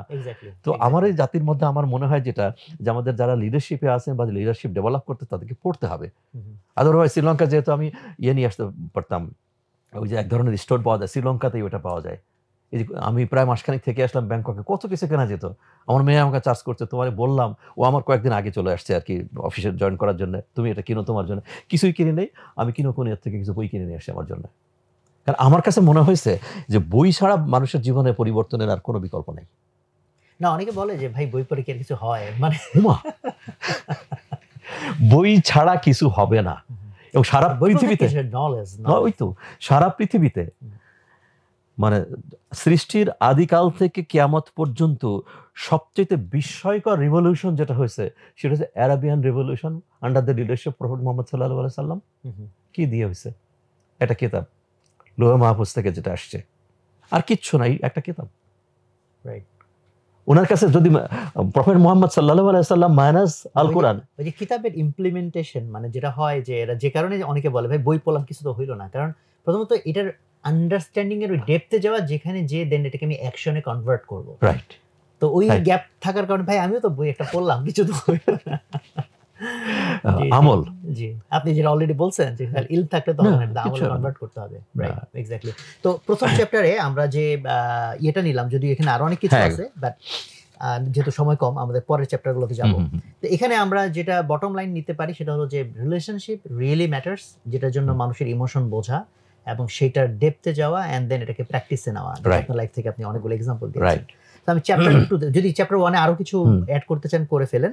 চ্যাপ্টার 2 তে যেতে চাই, যেটার ভিতরে লিডারশিপের অনেকগুলো থিওরি এখানে আছে, তারপর কিছু role model and common sense আমি দেখতে পাচ্ছি, জন আদির, তারপর পল হার্সে, কেনেথ ব্ল্যাকার্ড, মানে তারপর জিম কলিন্সের নামও দেখতে পাচ্ছি। তো এখন আই এম ভেরি ইন্টারেস্টেড কি কি থিওরি আছে, থিওরির মধ্যে কনফ্লিক্ট কি আছে, কোনটা কোথায় অ্যাপ্লিকেবল, কোনটা কোথায় অ্যাপ্লিকেবল না, এবং আপনার লাইফে কোনটা কোথায় অ্যাপ্লাই করে আপনি ভালো রেজাল্ট পেয়েছেন, কোনটা আমাদের দেশে খাটে না, এটা যদি একটু এখন বলেন। হ্যাঁ, তো সবার আগে যদি চলে আসি আমার লিডারশিপের হাতে খড়ি জন অ্যাডায়ারকে দিয়ে, এবং তার যত সিরিজ অফ বুকস আছে সব কিন্তু আমি পড়েছি, ওকে, এবং এরকম আন্ডারলাইন করা জন অ্যাডায়ারের। আচ্ছা আচ্ছা, তো রিয়েলি একজন বেসিক্যালি উনি তো একজন মিলিটারি পার্সন, মিডল ইস্টে কাজ করেছেন, এবং পরবর্তীতে সেই সম্ভবত কোনো মিলিটারি পার্সোনাল যেটা নাকি বিলেতে কোনো ইউনিভার্সিটির সাথে অ্যাটাচড ছিলেন, লিডারশিপ নিয়ে কাজ করেছেন। ইভেন আমাদের প্রফেট মোহাম্মদ সাল্লাল্লাহু আলাইহি ওয়াসাল্লামের উনি বই লিখেছেন। হ্যাঁ, জন অ্যাডায়ারের বই আছে প্রফেট সাল্লাল্লাহু আলাইহি ওয়াসাল্লামের উপরে। ওনার লিডারশিপ এটা হচ্ছে অ্যাকশন সেন্টার্ড লিডারশিপ। একটা শব্দ যদি একটা ফ্রেজ বলে অ্যাকশন সেন্টার্ড লিডারশিপ, ওখানে 3টা সার্কেল, 3-এর প্রভাব আমি খুব দেখি লিডারশিপের মধ্যে বেশি। 3টা circle, task, team, individual, overlapping, একটা থেকে আরেকটা ওভারল্যাপিং, একটাকে সরাই দিলেই অন্য সার্কেলগুলো খণ্ডিত হয়ে গেল।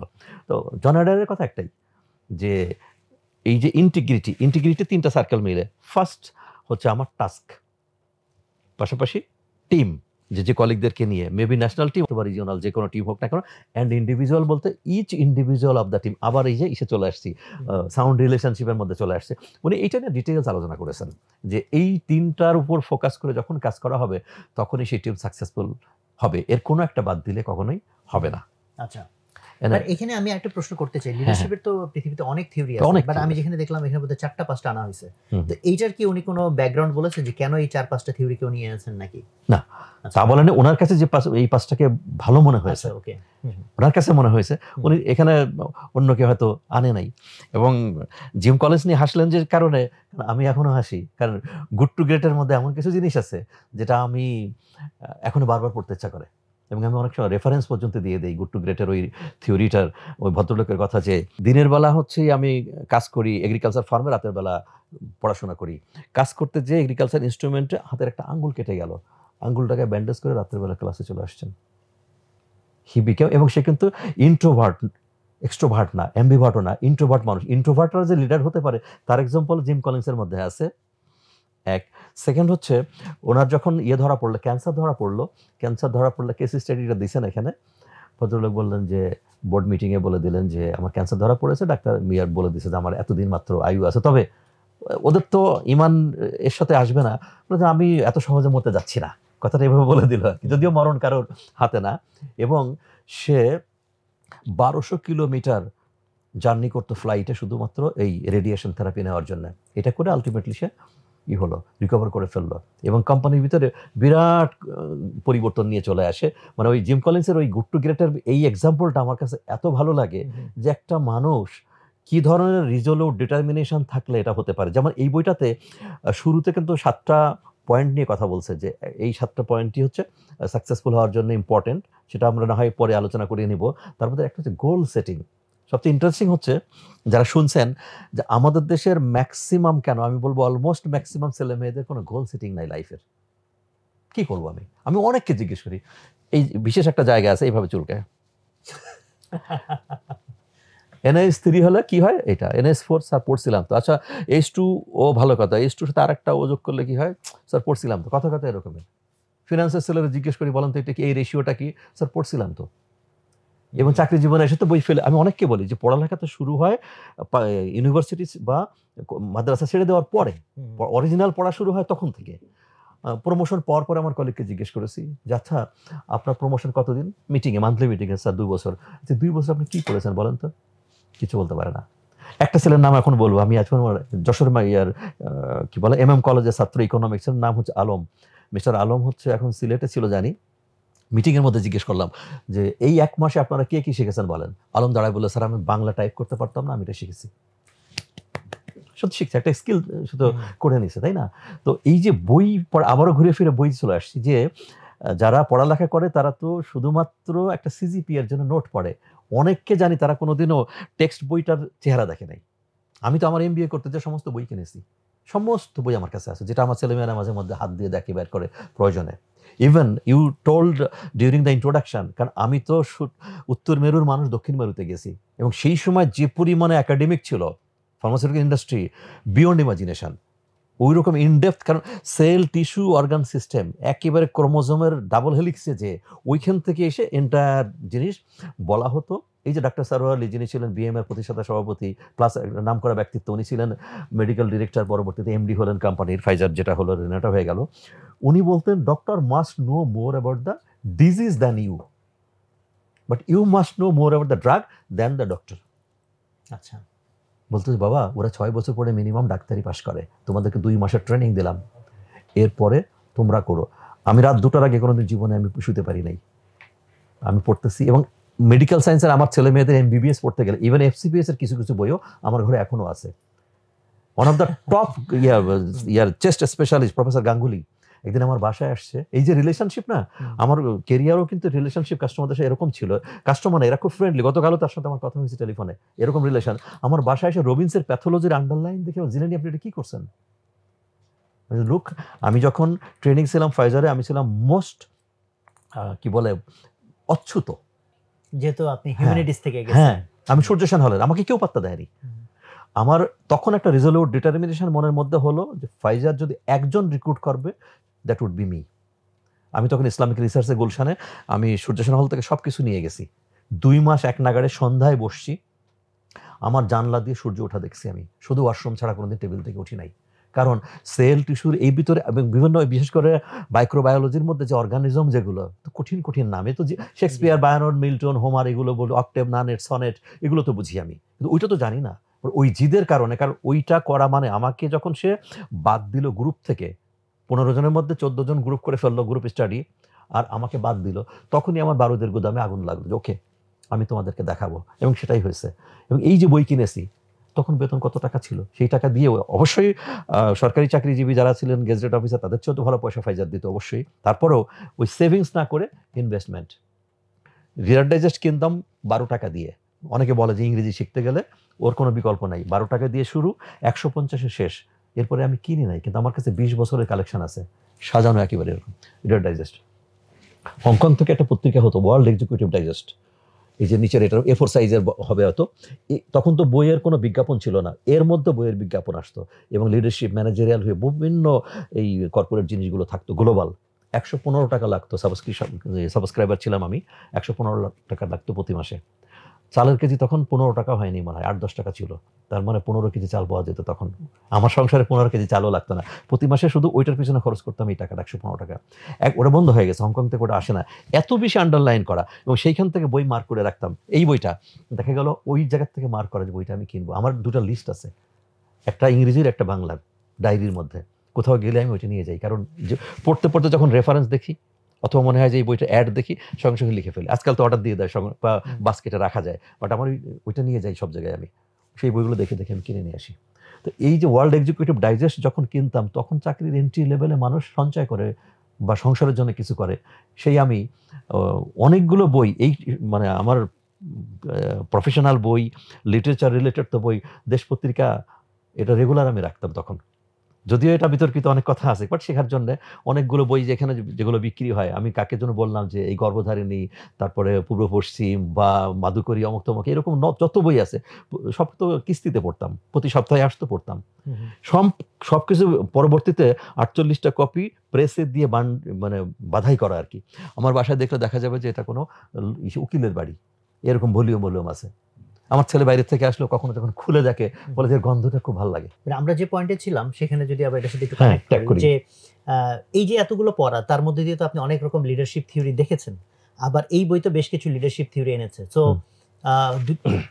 এইখানের যে থিওরিগুলো আছে, এই থিওরিগুলোর ভিতরে যদি একটু আপনি হালকা করে আমাদেরকে একটু টাচ করে যান, যে একটা যেমন করলেন জন এডায়ারের, তো বাকিগুলোর ভিতর কনফ্লিক্ট কি এবং বা সিমিলারিটি কি, বা অনেক রকম থিওরি পড়ার পর তো একটা মানুষ কনফিউজড হয় যে কোনটা আসলে অ্যাপ্লিকেবল হবে। এই জায়গাটাতে যদি আমি কনফিউশনটা শেষ করি। অ্যাকচুয়ালি যারা অথর, এই জাতীয় গ্লোবাল অথর, তারা কখনো কনফিউজিং কিছু লেখেন না। হয় কি, আমাদের তফসির করাতে সমস্যা হয়। কারণ বাই দ্য বাই যদি বলি যে তোমরা মদ পান করে নামাজের নিকটবর্তী হইও না, এইটুকু জেনে যদি বলি যে আচ্ছা ঠিক আছে অন্য সময় তাহলে খাওয়া যাবে। এখন মদ হারাম হওয়ার 3টা স্তরের, এটা ছিল মধ্যম স্তর। প্রথম ছিল মদের পক্ষে কথা ছিল, তারপরে এটা এইভাবে বলা হয়েছে, পরবর্তীতে এটা বন্ধ করা হয়েছে, এটা অন্য চ্যাপ্টার। তার মানে কি, আমি পুরো জিনিসটা জানি না, এইটার ইন্টিগ্রিটিটা জানি না বলে এইটুকু জানার পরে আমি রং আন্ডারস্ট্যান্ডিং হয়ে গেল। এখন আমি যদি চলে যাই পল হার্সির কাছে, উনি 3টা জিনিসের কথা বলছেন, কনফিডেন্স, একটা হচ্ছে কনফিডেন্স, কম্পিটেন্স এবং কমিটেড। তো সবার আগে হচ্ছে কনফিডেন্স। তো কনফিডেন্স কোত্থেকে আসে? এখন যদি আমার কথা বলার মতো মিনিমাম, বলবো আল্লাহর কাছে আবারও বলবো যে আল্লাহ মাফ করুক, মিনিমাম কনফিডেন্স না থাকতো, কখনো অহংকার বা রিয়া না হয়ে যায়, তাহলে তো এখানে বসতে পারতাম, হাত পা কাঁপতো, এখানে ক্যামেরা, এখানে আমি কি বলবো না বলবো, ওইটুকু মিনিমামটুকু আছে বলে তো কনফিডেন্স। তাহলে যে ইন্ডাস্ট্রিতে যে জায়গায় আমি অপারেট করব, ওইটার আবার ঘুরে ফিরে কি আসে? নলেজ। কনফিডেন্স বিল্ডিংয়ের উপর আজকাল ট্রেনিং হয়, বইপত্র লেখা হয়। আসলে কনফিডেন্সের মূল হচ্ছে নলেজ, আর কিচ্ছু না। ইভেন ধুলাই খেলার একটা ছেলে, ও কিন্তু অনেক কনফিডেন্ট, কারণ ও যে জায়গায় কাজ করে, ও লেখাপড়া জানে না, কিন্তু সে কিন্তু এক্সপার্ট, এই জন্য কনফিডেন্ট। তাহলে উনি ওই পল হার্সি যেটা বলছেন, কনফিডেন্স, কম্পিটেন্স। তো কম্পিটেন্সটা কখন হয়? যখনই আমার ওই নলেজ হয়, ওই নলেজটা যখন আমি চর্চা করতে থাকি, অ্যাপ্লাই করলে তখন কম্পিটেন্স হয়ে গেল। তাহলে কম্পিটেন্স যখন আসছে, সেটাও কিন্তু আমাকে কনফিডেন্সে নিয়ে যাচ্ছে। একটা থেকে আরেকটা খুব ইন্টাররিলেটেড। আর একটা কমিটেডটা আমি একটু আগে যেটা বললাম, যে if Pfizer has to recruit a single one, that would be me. আমার মধ্যে একটা কমিটমেন্ট থাকতে হবে। যেমন এই বইয়ের বললাম যে 7টা পয়েন্ট আমরা আলোচনা করি নাই, হয়তো সুযোগ পেলে করবো।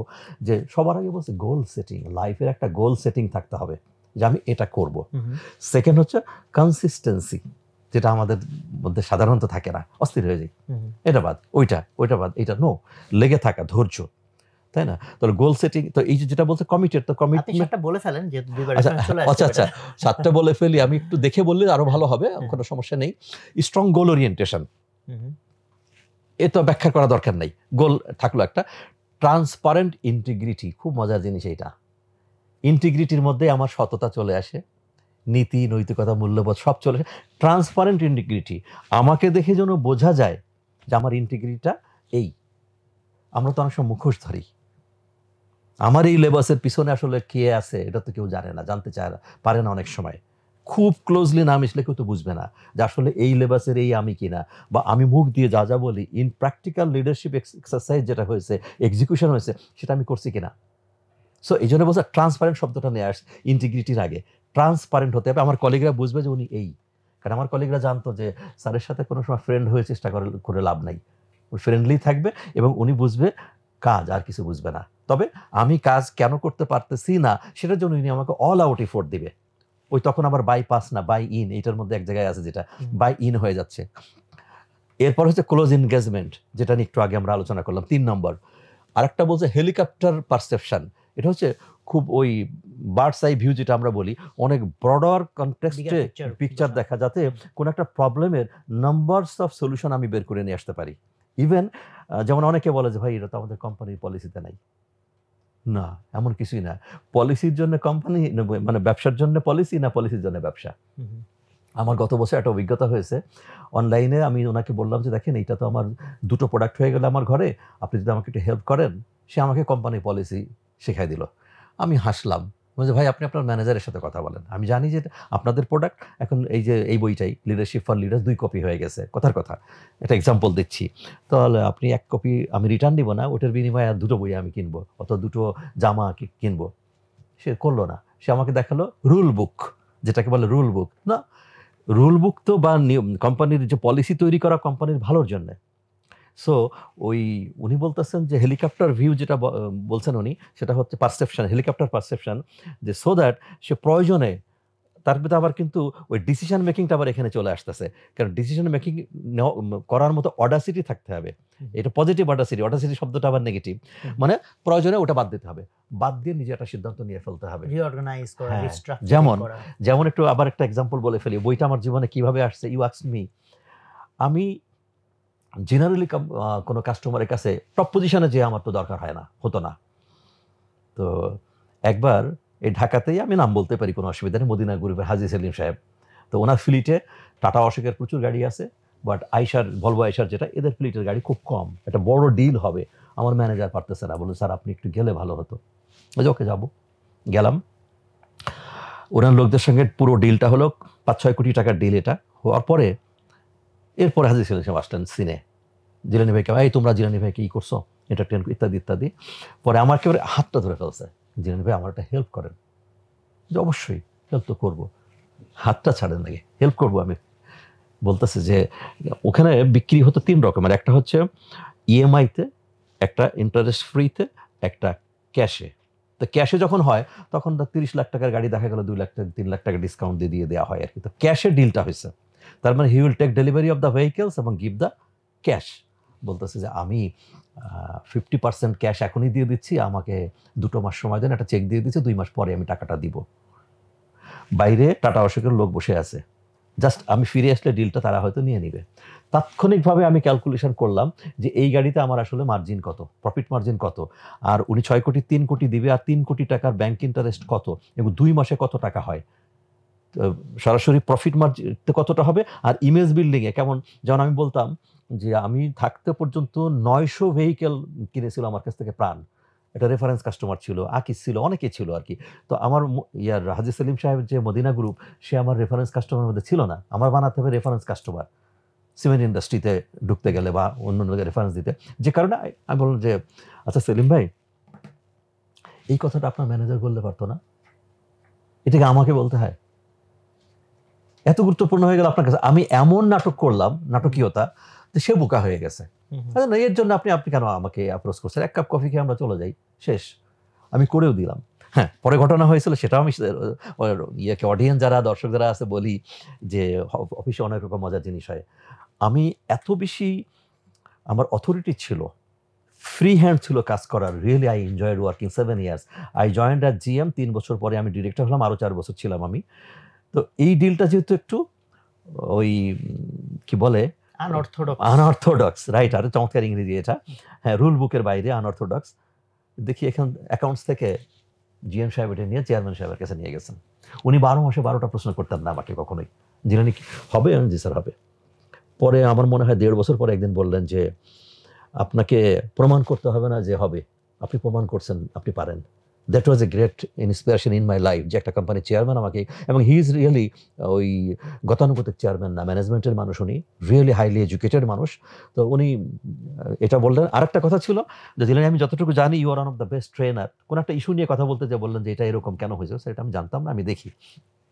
চেয়ারম্যানের কাছে নিয়ে গেছে, তো উনি আমাকে যখন ইন্টারকমে রিং দিলেন, তো ইন্টারকমের কালচার তো বাংলাদেশে নানা রকম আছে।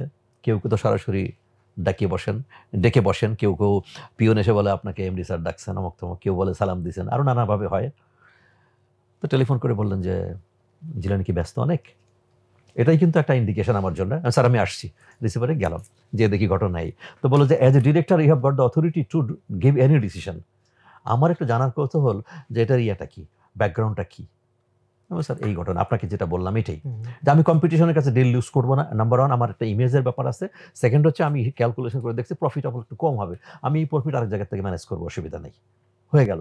এটা ছিল টোটালি ওই unorthodox, out of the box. এই লিডারশিপ, এটা করতে গেলে লিডারকে কিন্তু ওই লিডারশিপ থিওরির মধ্যে থাকলে হবে না, তাকে অনেকগুলো থিওরির পারমুটেশন কম্বিনেশন করে তাৎক্ষণিকভাবে। সবচেয়ে মজার জিনিস কি, যে লিডারকে যে কোনো সিচুয়েশন দেখার সঙ্গে সঙ্গে শুনছে বা দেখছে, আর তার ভিতর দিয়ে কিন্তু এই ডিসিশন তৈরি হয়ে যাচ্ছে। বলা হয়ে থাকে wrong decision is better than no decision, আমাদের দেশে প্রচুর আছে। আচ্ছা ঠিক আছে, দেখবো করতে করতেই শেষ। তো ডিসাইসিভনেস লিডারশিপে যখন আমরা শিখাই যে তার কোয়ালিটি কি থাকা দরকার, তো 1 নম্বর আমার কাছে মনে হয় ডিসাইসিভনেস, সিদ্ধান্ত দেওয়ার ক্ষমতা। কারণ আবার সিদ্ধান্ত দেওয়ার ক্ষমতার পিছনে ওই অথরিটিগুলো চলে আসবে, অনেক কিছু মিলে তার কনফিডেন্স আসে, কমিটমেন্ট আসে। মানে অ্যাকচুয়ালি আমরা যেখানে ছিলাম, আমি কিন্তু হয়নি, ট্র্যাক চেঞ্জ করি নাই। যতজনে যত কিছুই আমাকে থিওরি দিক না কেন, ঘুরে ফিরে কিন্তু একটা জায়গায় আসে, হয়তো শব্দ বা ফ্রেজটা একটু এদিক ওদিক কানেক্টেড, রাইট। তো এটা গেল হেলিকপ্টার পারসেপশন, উনি বলেছেন। আর একটা রেসিলিয়েন্ট রিসোর্সফুলনেস, যেটা বললাম এখন, এই রেসিলিয়েন্ট রিসোর্সফুলনেসটাই হচ্ছে আমি এতক্ষণ যেটা বললাম, যে কোনো প্রবলেমের অনেকগুলো ইনোভেটিভ বার করা, সলিউশন বের করে ফেলা, এবং কোনো সময় পলিসির বাইরে চলে যাওয়া, নিজেই পলিসি মেকার হয়ে যাওয়া, এটা। আর পার্সোনাল হর্স পাওয়ার, এটা হচ্ছে ইনফ্লুয়েন্স করতে পারা এবং ম্যানেজ করতে পারা up level and down level.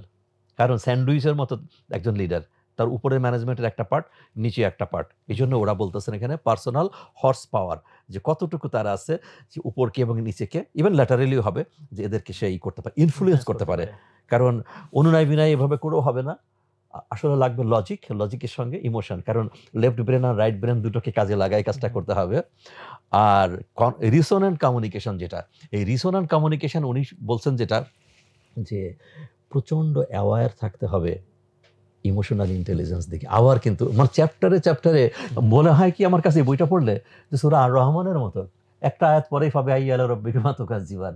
মানে উনি নানা কিছু বলে যাচ্ছেন, কিন্তু এসে একটু একটা নোক্তা দিয়ে যাচ্ছেন, সেটা হচ্ছে ইমোশনাল ইন্টেলিজেন্স। বলতেছেন যে এই যে রিসোন্যান্ট কমিউনিকেশনে বলতে স্ট্রং অ্যাওয়ারনেস, এই having roots in high emotional intelligence. Emotional intelligence আলোচনা আছেই, অন্য চ্যাপ্টারের মধ্যেও যদি if we can read between the lines, গভীরভাবে দেখলে বোঝা যাবে যে এখানে ইমোশনাল ইন্টেলিজেন্স কাজ করছে। এটাই তো ওই কথা ছিল যে আর 7টা পয়েন্ট কি, এটা নিয়ে আলোচনা করে তারপরে আমরা আগাই। আরো কিছু ছিল না, যে আমরা মনে হয় তাহলে ইসে চলে যাই, যে আমরা ছিলাম আপনি পল হার্টসের ইয়েটা বলছিলেন, হ্যাঁ পল হার্টস থিওরি বলছিলেন, পল হার্টসে বলছিলেন, তারপর হচ্ছে হ্যাঁ পল হার্টসিতে ছিলাম, যে কম্পিটেন্স, কনফিডেন্স এবং কমিটেড। তো এখানে আমি আমাদের মানে এটা অ্যালাইন করতেছি আমাদের দেশের ইয়াং জেনারেশনের ছেলেমেয়ে যারা স্টুডেন্ট এবং যারা কর্পোরেটে আছে তাদের জন্য, যে আসলে একটা গোল সেটিং এবং ভ্যালু অ্যাড করা, যাতে তার কনফিডেন্সটা বাড়ে এবং কমিটেড হয়ে যায়। এই ব্যাপারটাই উনি কিন্তু লিডারশিপে এই 3টা পয়েন্টকে করেছেন। এরপরে উনি আরেকটা নোয়েল টিসি আসছেন বেশ কয়েকটা কথা নিয়ে, বাট উনি emotion plus energy plus edge, that means কোন জায়গায় আমি আমার এনার্জি এবং টাইম খরচ করব, এটাকে উনি এজ বলছেন, ইডিজি এজ যেটা আর কি। এটা দিয়ে বলতেছেন যে এই নোয়েল টিসি লিডারশিপ ইঞ্জিনিয়ার উনি দেখাচ্ছেন আর কি, তার আইডিয়া থাকতে হবে, তার মানে যত বেশি আইডিয়া, এবং এই আইডিয়ার কথা বলতে যে উনি বলছেন যে আমি সব জানি না, আর যত বেশি ইন্সপায়ার করব, আমরা অন্য কিতাবে অন্যভাবে আছে, আমার জুনিয়র কলিগের থেকে আইডিয়া নেওয়ার জন্য। তো ন্যাচারালি আমাদের সামনে যারা বসে আছে তারা তো আমার চাইতে বেশি ইয়াং, তারা বেশি স্মার্ট, তারা অনেক বেশি ক্রিয়েটিভ, আমি বিশ্বাস করি। আমি যত অপিনিয়ন আইডিয়া দিতে পারবো তারা আরও বেশি দিতে পারবে। তো এই মাইন্ডসেটটা আমার থাকা দরকার। কিন্তু being in the position of leader, আমি যদি মনে করি যে আমি সব জানি, ও কিছু জানে না, যেমন না, যেমন আমি আরেকটা কথা বলে থাকি যে লোক, আমার যে কলিগটাকে আমি ইগনোর করছি, অনেক সময় আমরা এটা করে থাকি বাংলাদেশে বেশি, ও বাড়িতে না গেলে কোরবানির সিদ্ধান্ত হয় না, বিয়ের সিদ্ধান্ত হয় না, জমি মাপামাপি হয় না, বা সালিশ দরবার হয় না। He is a very important একজন মানুষ, তার সন্তান আছে, স্ত্রী আছে, সে একজন স্বামীও, সে একজন বাবা, আমার টিমের মেম্বার বলে আমি তাকে কেন করব? পারফরমেন্স ইগনোর করতে পারি না তো, আমরা কিন্তু করি এটা। অথবা at the rate of performance, তার পারফরমেন্স হয়তো একটু খারাপ, তাহলে আমাকে তো ডিগ আউট করতে হবে যে আসলে পারফরমেন্স খারাপের কারণ করতে হবে। দুটো হতে পারে, আইদার সে জানে না কি করতে হবে, অথবা সে সেভাবে করে নাই, না জানলে তাকে জানাই দিব, আর না করলে তাকে করাটা দেখাই দিব যে বাবা এইভাবে করতে, সাথে থেকে দেখাই দিব। কারণ একটা কলিগকে সাথে নিয়ে কাজ করলে বেশি দিন লাগে না শেখাতে। আর যদি এমন হয় যে he is not fit for this field, তাকে জব রোটেশন করে দেবো, এইচআরে চলে যান, আপনি কি বলে কমার্শিয়ালে চলে যান, এরকম হতে পারে। তো একটা মানুষকে নিয়ে তো আসলে হয় কি, একজন লিডারের কাছে যখন মানে জুনিয়রকে দেওয়া হয়, ওই যে বললাম যে নিজের সন্তানের মতো দেখতে হবে। তো কি করে ওর কাছ থেকে আমি আউটপুটটা নিতে পারি এবং ওর জীবনটাকেও সাউন্ড করে দিতে পারি, এই অবজেক্টিভ যদি মানুষের মাথার মধ্যে না থাকে, তাহলে লিডার হতে পারি না। তো এখানে বলছেন আইডিয়ার কথা, প্রচুর আইডিয়া জেনারেট করা যে ক্যাপাবিলিটি, এটা লিডারের দরকার। তার নো হাউয়ের কথা বলছে এখানে, আর ভ্যালু অ্যান্ড বিলিফের কথা বলছে। এই ভ্যালু আর বিলিফ যদি বলি, আমি যখন আমাদের ইসলামের ইমান আর আকিদার দিকে চলে আসবো, ওই একই জিনিসই কিন্তু, হ্যাঁ একই বলতে কালিমা না, বাট ওই ভ্যালুজ, যে নীতি নৈতিকতা, মূল্যবোধ, যে একটা ফ্রেজ আমি বলি সাধারণত বেশি, এটাই লিডারের মধ্যে, এটা সবচেয়ে বেশি থাকতে হবে। কোনো কারণে যদি একজন লিডারের এই জায়গায় ইন্টিগ্রিটি সামান্যতমই হয়, ক্ষতিগ্রস্ত হয়, ইন্না লিল্লাহি ওয়া ইন্না ইলাইহি রাজিউন। যত বোকা হোক আমার কলিগ, আর যত ডাউন ট্রডেন হোক না কেন, সে মনে মনে বলবে যে আচ্ছা চিনি আপনার, আমি ওর কাছ থেকে কোনোদিনের কাজ আদায় করা যাবে না, হবে না এটা। তো এই উনি এই লাস্টে আসছেন ইমোশন, এনার্জি আর এজ, এই 3টা জিনিস নিয়ে। ইমোশন একটা জিনিস, এনার্জি দুটোই ইনট্যাঞ্জিবল, এবং এজ বলতে যেটা বললাম যে উনি মিন করছেন যে আমার টাইম অ্যান্ড এনার্জি কোথায় খরচ করব, এই পুরো জিনিসটাকে মানে লজিক্যালি ব্যবহার করা, কাকে কতটা সময় দিব, আমরা তো তা করি না। ইভেন যারা অনেক সময় ফেসবুকে যে 1 ঘন্টা আছে বা লিঙ্কডইনে এত সময় আছে সে নিজেও জানে না। টাইমের উপর তো আমাদের কোনো নাই, ম্যানেজমেন্টই নাই। তো লিডার তো অনেকগুলো কোয়ালিটির মধ্যে একটা quality time management one of the best. কারণ আমি আমার সময়টুকু কাকে দিব? যেমন আমি বাই দ্য বাই আরেকটা এক্সাম্পল বলে ফেলি। জেলার নাম বলি না, অ্যাজ এ ডিরেক্টর সেই জেলাতে 7 বছরে একবার গেছি আমি ট্যুরে। কারণ আমার ন্যাশনাল কন্ট্রিবিউশনের ক্ষেত্রে ওই জেলার ওই ডিস্ট্রিবিউটরের যে কন্ট্রিবিউশন ছিল, তাতে আমার যে মাসের একটা দিন অথবা বছরের একটা দিন সে ডিজার্ভ করে না। আমি একবার গেছি। কারণ অনেকভাবে চেষ্টা করি তাকে ডেভেলপ করতে, আমার জুনিয়র কলিগ যারা আছেন তাদেরকে দিয়ে। যে একসময় আমি যাব, গেছি একবার হয়তো, সেটা ওয়ান্স ফর অল। কিন্তু কখনোই আমি ফ্রিকোয়েন্টলি না। কারণ আমার পোটেনশিয়াল কোথায় বিজনেসের? কোন জায়গায় আমার সে যদি ব্যবসার কথাই বলি, ঢাকা আর ঢাকা সারাউন্ডিং। যেমন আমি লাস্ট যেখানে ছিলাম ওদেরই কোনো একটা নতুন এসবিইউর কনসালটেন্সি করি। আমি বলছি নো, তুমি করে কথা বলি তার সঙ্গে। আমি যে তুমি ঢাকা, নারায়ণগঞ্জ, মুন্সিগঞ্জ, গাজীপুর এইটুকু, এর বাইরে যাব না। আমি ডেপথে যাব, উইডথে যাব না। কারণ বাইরে গেলে আমি বললাম যে অন্য কোনো কনসালটেন্ট তোমাকে দিত, প্রচুর পরিমাণে লোক নাও, গাড়ি কেনো, এটা করো সেটা করো, অনেক ইনভেস্টমেন্ট করে মালিককে হুক করে ফেলতো। প্রতি মাসে ওভারহেড আসতো এত কোটি টাকা। জন্য এইটুকুর মধ্যে পাইলট প্রজেক্ট হবে, এইখানে প্রয়োজনে আমি কষ্ট আর একটু বেশি করব। কারণ এই জায়গা হবে। এবং ওদের টিমে মাঝে একবার আমি যেতাম প্রতি মাসে। আমি টিম কলিগকে একটা জিনিস বোঝায় আসছি যে আপনারা কাজ করে কাজ শিখলে এইখান থেকে ঢাকার থেকে নারায়ণগঞ্জ বা সাভারের কলিগকে বগুড়ায় দিব, একজনকে কুমিল্লায় দিব, একজনকে চিটাগাং। এরা তখন চলে যাবে দিনের দাওয়াত দেওয়ার মতো একজন খলিফা হয়ে চলে যাবে। আপনার এই কোম্পানিকে দাঁড় করাবেন। আমার এটা একটা অন্য ধরনের প্রজেক্ট। উদ্দেশ্য যে এভাবে না হলে যে পরিমাণে তার রিসোর্স এবং এনার্জি খরচ হবে সেই পরিমাণে রিটার্ন বর্তমান সময়ে আসবে না। বিশেষ করোনা পরবর্তী সময়ে নতুন একটা ইন্ডাস্ট্রি করা, ও নতুন ইন্ডাস্ট্রি এটা। তো ওকে আমি বলেছি যে যত কম ইনভেস্ট করে কম সময়ের মধ্যে অ্যাটলিস্ট ব্রেক ইভেনে আসতে পারি, তাহলে তোমার মধ্যে ইন্সপিরেশন কাজ করবে, আদারওয়াইজ হতাশা আসবে। আমি এইভাবে করে দিয়ে আসছি, বছরখানিক আমি আর যাচ্ছি না এখন। বাট থিওরি যেটা বললাম এটাই। তো আমার টাইম আমি কিভাবে খরচ করব লিডারের, সেটা কিন্তু চিন্তা করতে হবে। প্রয়োজনে চিটাগাং আমি 2 বার যাবো, কারণ চিটাগাং আমার ব্যবসা সেকেন্ড, ঢাকার পরে আমার চিটাগাং সবচেয়ে ব্যবসা বেশি। এটাই তো উনি এইখানে মানে নয়েল টেসির যে কথাগুলো বলেছে তার মধ্যে একটা হচ্ছে এই এনার্জি এবং টাইম, এই দুটোকে জুডিশিয়াসলি ইউজ করতে পারার ক্যাপাবিলিটি খুবই ইম্পর্টেন্ট। বাংলাদেশের একটা ট্রেন্ড আমি বলি, কেউ কষ্ট পাবেন না, কারণ আমার তো প্র্যাকটিক্যালি দেখা। একজন টিম লিডার দেখা যায় যেখানে ভালো মার্কেট, যেখানে ভালো পারফরমেন্স, যে কলিগটা সবচেয়ে ভালো তার সঙ্গে সে ট্যুর প্ল্যান রাখে। আমি প্রথম এটা কেটে দিই, ভাই আই এম সরি। যে পারে না, আপনার টার্গেট হচ্ছে তার কাছে যাওয়া, ওইখানে দাওয়াত দিতে যান আপনি, ওকে আপনি তুলে নিয়ে আসেন। যে পারে আপনি ওই কাজটা করার পরে এসে বলবেন যে আমি এটা করে আসছি, ক্রেডিট নিবেন, দরকার নেই। এই ক্রেডিট নেওয়া শব্দটা এই বইয়ের মধ্যে আছে, যে অনেকে কিন্তু এই পারফরমেন্সকে হাইজ্যাক করে ফেলে। কলিগের পারফরমেন্স নিজের নামে মান্থলি মিটিং বা বোর্ড মিটিংয়ে চালায় দিচ্ছে। কলিগকে বলতে হবে, কলিগের হাইলাইট করতে হবে এটা। কারণ জুনিয়র কলিগ তৈরি করতে গেলে এখানে কিন্তু যেটা বলা হচ্ছে লিডারশিপ ফর লিডার্স, এটা শুধু লিডারশিপের জন্য না। কারণ যিনি ওই টপ পজিশনে আছেন উনি যদি এই যে থিওরিগুলো এখানে বলা হচ্ছে এটা চর্চা করেন, তাহলে ডাউন দ্য লেভেলের লিডার তৈরি হবে, তারা কোম্পানিটাকেও তৈরি করে ফেলবে। তাহলে দেখা যাবে যে যিনি এটা চর্চা করবেন উনি না থাকলেও, চাকরি ছেড়ে দিলেন, মারা গেলেন, অসুস্থ হলেন, প্রতিষ্ঠানে কিছু হবে না। সেটার এক্সাম্পল আমার জীবনে কোথায় যাচ্ছিলাম, জাপানে মিৎসুবিশিতে আমার কোম্পানির চেয়ারম্যান আর আমি মালয়েশিয়াতে রাত্রে ছিলাম। রাত্রে উনি ডিনার করার পরে আমি বললাম যে বই কিনতে যাবো, উনি বলে আমি রুমে যাচ্ছি জিলানি। আচ্ছা ঠিক আছে।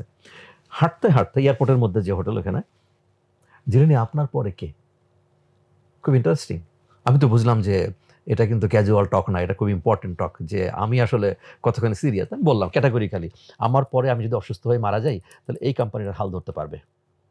এর সাথে এই আর সারা বাংলাদেশ থেকে 10 জনকে আমার মনে মনে আমি করে রাখছি, সিলেক্ট করে রাখছি, এদেরকে ডেভেলপ করা যাবে 3 থেকে 5 বছরের মধ্যে। আচ্ছা ঠিক আছে বলে চলে গেলেন। বাট আমি জানি যে আমার একটা বড় ইন্টারভিউ হয়ে গেল। এটা এইচআরের কাজ মূলত। কিন্তু একজন লিডার যিনি বা কোম্পানি যিনি চালাবেন, প্রতিষ্ঠান চালাবেন, তার দায়িত্ব হচ্ছে যে আমি কোনো কারণে যদি মারা যাই, অসুস্থ হয়ে চাকরি ছেড়ে দিই, চাকরি চলে যায়, 4টা ঘটনা, যে কোনো একটা ঘটনা ঘটলে who is next to take over. এটা খুব কম হয় আমাদের দেশে। এরপরে যে থিওরিটা আছে জিম কলিন্সের, ওখানে যদি আমরা একটু টাচ করি, এরপরে আসলে আমি এখানে বুঝতে চাই, যেমন ধরেন 3টা থিওরিতে 3টা করে পয়েন্ট আছে। এখন যখন একজন ধরেন নোয়েল টিসি যে থিওরিটা দিয়েছে যে এই 3টা মিলে সে একটা ফ্রেমওয়ার্কের মতো বলেছে, সো এই 3টার মধ্যে থাকলেই কি আমার গুড এনাফ হয়ে যাওয়ার কথা না? অথবা সেটি কি অন্য থিওরিগুলোর জন্য প্রযোজ্য না? সো তাহলে যখন আমি এতগুলা পড়তেছি তখন তো আসলে মাথার মধ্যে অনেকগুলা জিনিস ঢুকতেছে, ফলে তো এখন মানুষজন তো তখন একটু ওভারওয়েলমড হয়ে যেতে পারে। সেটার কি সমাধান? আমি একজন সাহিত্যিকের কথা বলি, রবীন্দ্রনাথ ঠাকুরের কথা বলি, যে উনি বই পড়তেন কিভাবে, বই পড়তেন ওই পাশে রেখে দিতেন এইভাবে, নামটা আনলাম যেহেতু একটা অ্যানেকডটের জন্য। তার বই পড়াটা এরকম ছিল। আমার বই কিন্তু প্রচুর আন্ডারলাইন করা, অনেক শব্দের অর্থ লেখা, যে শব্দের অর্থ হয়তো আমি জানি তবু লিখেছি একটু কঠিন, অথবা জানি না, কারণ আমি জানি যে আমার ছেলে মেয়েদের কাজে লাগবে, ওরা সহজে পারবে, এই জন্য আমি লিখি। আচ্ছা, তো কেন বললাম যে উনি ওই পাতা উল্টায় সূচিপত্র দেখে বুঝে গেছেন এর মধ্যে কি আছে। লাইন বাই লাইন পড়তে গেলে জীবন তো বই পড়ে শেষ করা যাবে না। কেন বললাম যে নানা রকম লিডারশিপ থিওরির যে অথর যারা আছেন তারা দিচ্ছেন, যিনি পড়বেন ওনাকেও কিন্তু, কারণ আমরা লিডারদের লিডার নিয়ে কথা বলতেছি, একেবারে লিডার না, লিডারদের লিডার। তো তখন বুঝতে হবে, যেমন আমি যতটুকু পারছি বুঝে নিয়ে গেছি যে আসলে ঘুরে ফিরে কিন্তু একই জিনিস। যখনই কনফিডেন্সের কথা বলে তখন আমি দেখি কনফিডেন্সের মধ্যে তো নলেজই আছে, বাট উনি বলতেছেন নলেজ আর পাওয়ার, নলেজ অ্যান্ড পার্সোনালিটি, এখানে বলতেছে কনফিডেন্স অ্যান্ড কমিটমেন্ট ইত্যাদি ইত্যাদি। মানে জিনিসগুলো ওই মাযহাবের মতোই বলতে গেলে, যে আসলে সব মাযহাবই ঠিক, যে কোনো একটাকে ফলো করলেই হয়। কিন্তু যিনি পড়বেন উনি যদি একটু মন দিয়ে পড়েন তখন দেখবেন যে না, ইট ইজ ইনাফ। আমার কাছে মনে হয় না এর পরবর্তীতে যত বই আসুক না কেন লিডারশিপের উপরে, খুব বেশি একটা কিতাব ওই টেক্সট আমার পড়ার দরকার আছে, কারণ যতটুকু ধারণা পাওয়ার, আর বাকিটা হচ্ছে নিজে কাস্টমাইজ করে নেওয়া, যে কাদের সঙ্গে আমি কাজ করছি, hmm I am going to lead. তো ন্যাচারালি এটা হয়ে যাওয়ার কথা। আপনি যেটা বলছিলেন যে ওভারওয়েলড হয়ে যাওয়ার কথা, এটা হওয়া দরকার নাই। ভালো কিতাব একটা দুটো পড়লেই কিন্তু তার ভিতরে যা আছে, এখন আমি সূরা বাকারা 256টা আয়াত মুখস্থ আছে, কিন্তু আমি তো নামাজ পড়ি না তাই না কুল হুয়াল্লাহু আহাদ দিয়ে, তাহলে তো হবে না। আমার আমল লাগবে। আমার ওনাদেরকে উদ্দেশ্য করে একটাই কথা, যে কোনো একটা বই পড়ি না কেন, সেই বইটার মধ্যে যা বলা আছে ওটা যেন আমি এক্সিকিউট করি আমার লাইফে। এক্সিকিউট না করে খালি খালি বই কিনে আমার ডেস্ক ভরে লাভ কি?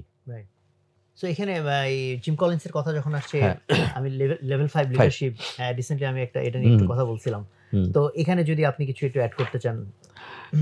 না, ওনার কথা একটু আগে মনে হয় আমি আলোচনা করে ফেলেছিলাম যে ওর তো সম্ভবত 1400 না 1400 কোম্পানির উপরে গবেষণাটা, আরো বেশি বোধহয়, গুড টু গ্রেট লেখা লাগে, গুড টু গ্রেট এবং বিল্ড টু লাস্ট, হ্যাঁ বিল্ড টু লাস্ট, এটা করে তারপরে এইখানে চলে আসছে। এবং ফাইনালি উনি যেটা পিরামিডের মাথায় যেটা দেখাচ্ছেন যে লেভেল 5 লিডারশিপ, তো আবারও যদি আমি লেভেল 5 কে মিলাই নিয়ে আসি এর সঙ্গে অন্য যে কোনো কারোর সাথে, খুব কি একটা ডিফারেন্স দেখা যাবে মনে হয় না, ওই একই ধরনেরই হবে। কারণ জিনিসটা হচ্ছে হিউম্যান হ্যান্ডেলিং। লেভেল 5 লিডারশিপে উনি যে সাজেশন দিচ্ছেন, বা আমি অন্য লিডার ম্যাক্সওয়েল থেকে শুরু করে যাদের কাছেই যাই না কেন, যে ভঙ্গিতে বলুক না কেন, ঘুরে ফিরে আসছে আমার I am to getting the job done through my colleague. বিষয় হলো একটা। আর লিডারদের আরেকটা মজার জিনিস আছে, আমি জিম কলিন্স থেকেও পেয়েছি এটা, সেটা হচ্ছে যে কোনোদিনও কোনো লিডারের জব শুধু টাস্ক অ্যাচিভমেন্টের মধ্যে লিমিটেড না, হোক সে ফ্যাক্টরি থেকে শুরু করে একেবারে সাপ্লাই চেইন পর্যন্ত, যে জায়গার লিডারই সে হোক না কেন, সবার কাজ দুইটা, একটু আগে আলোচনা করে ফেলেছি। একটা হচ্ছে achieving the objective of the organisation, এক নাম্বার 2 হচ্ছে সিলেক্টিং দ্য নেক্সট পারসন। যেমন আমার ছিল, আমি সবাইকে বলেছি, প্রমোশন কাঙ্গাল হলেই বলতাম যে আমি বলেন তো আপনার পরে এখানে বগুড়াতে কাকে দিব, খুলনায় কাকে দিব। স্যার, আমার জুনিয়র কলিগে মজা করে বলতাম, স্যার এক কাজ করেন, আপনি আরেকটা 6 মাস বা 1 বছর সময় নেন, আপনি ওখান থেকে একজনকে তৈরি করেন, খুলনার থেকে আপনাকে প্রমোশন দিয়ে হয়তো বগুড়ায় দিব, বাট খুলনার যাকে প্রমোশন দিব তাকে দেবো চিটাগাং, আবার চিটাগাংয়ে একই রকম একটা কেসেস পাইলট প্রজেক্ট করে ওইখান থেকে একজনকে খুলনায় নিয়ে আসবো। প্রমোশন পাওয়ার জন্য আমার কাছে একটা অলিখিত থিওরি ছিল, ফার্স্ট বলতে হবে who is next to you. আপনার রিপ্লেসমেন্ট তৈরি করার পরেই আপনাকে ওখান থেকে তুলে নিয়ে আসবে। কারণ টাকা থাকলে আমি ইম্পোর্ট করতে পারি মেশিন অ্যান্ড র material, but I can never import man. I have to develop man. তো আপনাকে আমি তৈরি করতেছি, এবং আমার কথাই ছিল যে আমি আজকে যা খুতবা দিলাম, মানে মিটিংয়ে ট্রেনিংয়ে দিলাম, এটা আপনার জুনিয়র কলিগদেরকে আপনি শেখাবেন, কারণ আমি তো পারছি না। তো এতে হয়েছে যে ও নিজের প্রমোশনের জন্য, নিজের ডেভেলপমেন্টের জন্য ঠিক ওই ভাবি তৈরি করে ফেলেছে। That was a wonderful time. আমি বলবো ইন্ডাস্ট্রি চেঞ্জ করে যখন এখানে আসছি আমি, এটা একটা ওয়ান্ডারফুল টাইম আমার জীবনে গেছে এই জিনিসগুলো এক্সিকিউট করে। ওকে, আমরা এখন ওই যে চ্যাপ্টার 4 এর দিকে যদি যাই, অলরেডি আমরা অনেক সময় নিয়ে ফেলছি। তো এখানে বাই ইন নট বাইপাস এই শব্দটা এর আগেও আপনি দুইবার বলেছেন। তো এই চ্যাপ্টারে অ্যাকচুয়ালি আমাদের বেসিক লার্নিংটা কি? হ্যাঁ, বেসিক লার্নিং হচ্ছে মিস্টার এক্স হচ্ছেন লিডার, ওয়াই হচ্ছেন তার টিম কলিগ। ওয়াই এর একটা অবজেক্টিভ দেওয়া আছে, কিছু কেপিআই দেওয়া আছে, এই ইন্ডিকেটরে সে অর্জন করবে। এখন লিডারের মূল কাজটা তো এই 5 জনের কাজগুলোকে বা 4 জনের কাজটাকে করে নিয়ে তার সিনিয়রকে ধীরে একেবারে টপ হায়ারকিতে চলে গেল। এখন এই কাজটা করতে যেয়ে সবসময় তো কলিগরা যে করতে পারে তা না, কারণ সবসময় টার্গেট হয় কীরকম, টার্গেট থাকে খুব হাই টার্গেট থাকে, but that should be achievable. যে 100 করতে পারে তাকে 150 দিলে তো সে ভয় আর আগাবেই না, বরং 100কে আমি 105 বা 10 দিতে পারি। নিয়ম তো এটাই, চ্যালেঞ্জ থাকতে হবে, মানে টলারেবল স্ট্রেস যেটা বলে ওটা খুব দরকার, স্ট্রেস দরকার, বাট সেটা টলারেবল স্ট্রেস দরকার। এখন উনি আমাদের লিডাররা অনেকে করেন কি, বাইপাস করেন, that is your job, for this you are paid. কি চমৎকার স্মার্ট ইংরেজি বলতেছি আমি, যে for that you are paid, তো এটা তো আপনার জব, আপনি করেন না, তা না। ওকে, ওইটা কেন সে পারছে না, রুট কজটা খুঁজে বের করে বাইপাস না করে বাই ইন করতে হবে। তার মানে এটা আমার প্রবলেম। এই আমার প্রবলেম বলতে যে আমি আরেকটা জিনিস বলে ফেলি, আরেকটা কিতাবের কথা, এটা মাঙ্কি ম্যানেজমেন্ট। এটা খুব অদ্ভুত একটা, আমার কাছে খুব ভালো লাগছে, এটা বাংলাদেশে খুব কম হয়। এই যে আমি যখন বাই ইন করব, ওই ফ্রেন্ড এবং ফ্রেন্ডলির মতো এইখানে একটা মজার আছে, সূক্ষ্ম লাইন আছে, পর্দা আছে। সেটা হচ্ছে যখন ওর ওই প্রবলেমটাকে সাহায্য করার জন্য আমি যাব, তখন কিন্তু that problem should remain with him, I will go only to assist him. সেজন্য কোনোভাবে না বুঝে যে it is my responsibility to, কারণ ওই মাঙ্কি ম্যানেজমেন্টে এমন কথা, যে কথাটা বলে যে সে আমরা যাচ্ছি ডাইনিংয়ের দিকে বা মসজিদের দিকে, আলোচনা কি, বা মিস্টার ওয়াই আপনার খবর কি, স্যার এই তো এই ব্যাপার একটু হচ্ছে না, আচ্ছা ঠিক আছে একসময় আমাকে বলেন। ও মনে মনে বুঝলো যে এবার আমার বসকে পেয়ে গেছে, লিডারকে পেয়ে গেছে। আর একদিন ওইভাবে করতে করতে একটা সময় দেখা যায় যে প্রবলেমের ওনারশিপ কার, এটা ওই বইটাতে সবচেয়ে বড় কথা বলে, সে হচ্ছে ওনারশিপ অফ দ্য প্রবলেম। যে টার্গেট দেওয়া অথবা যে প্রবলেম দেওয়া, সেই প্রবলেমের ওনার কার, ওনারটা হচ্ছে উনি। বাট যদি আমি তাকে ইন্ডালজেন্স দেই, ওনারশিপটা কে বলা হচ্ছে বানর। বানরটার 2 পা থেকে 1 পা তার ঘাড়ে, 1 পা আস্তে করে আমার ঘাড়ে দিবে, এরকম কিছুদিন চলবে। এরপরে দেখা যাবে যে আলটিমেটলি বানর ওই পাটাও আমার ঘাড়ে নিয়ে আসছে। পরে কোনো একদিন মসজিদ বা ডাইনিংয়ে যাওয়ার সময় ওই কলিগই ওয়াই উল্টা বলবে, স্যার ওইটার খবর কি। This is monkey management. এই জন্য straight, it is your problem, it is your monkey, you have to manage it. এটা খুব ভালো করে লিডারকে জানতে হবে। এই জন্য সূক্ষ্ম বললাম, এই সূক্ষ্ম পর্দাটা রেখেই আমি তাকে হেল্প করতে যাব। সে টেকনিক্যাল অ্যাসপেক্টে হোক, নলেজের দিকে হোক, ইনভলভমেন্টের মধ্যে হোক, এনগেজমেন্টের হোক, তাকে আমাকে এনকারেজ করে কাজটা করায় নিয়ে আসা। মূলত এখানে এই মানে যতগুলো পয়েন্ট বলছে, তার সারে নজর হচ্ছে এটা, বাই ইন করতে হবে, বাই পাস করব না, যে ভাই তুমি বোঝো, আবার আমি একদম নিজে কাঁধে নিয়ে নেব, তাও না, I am there to assist.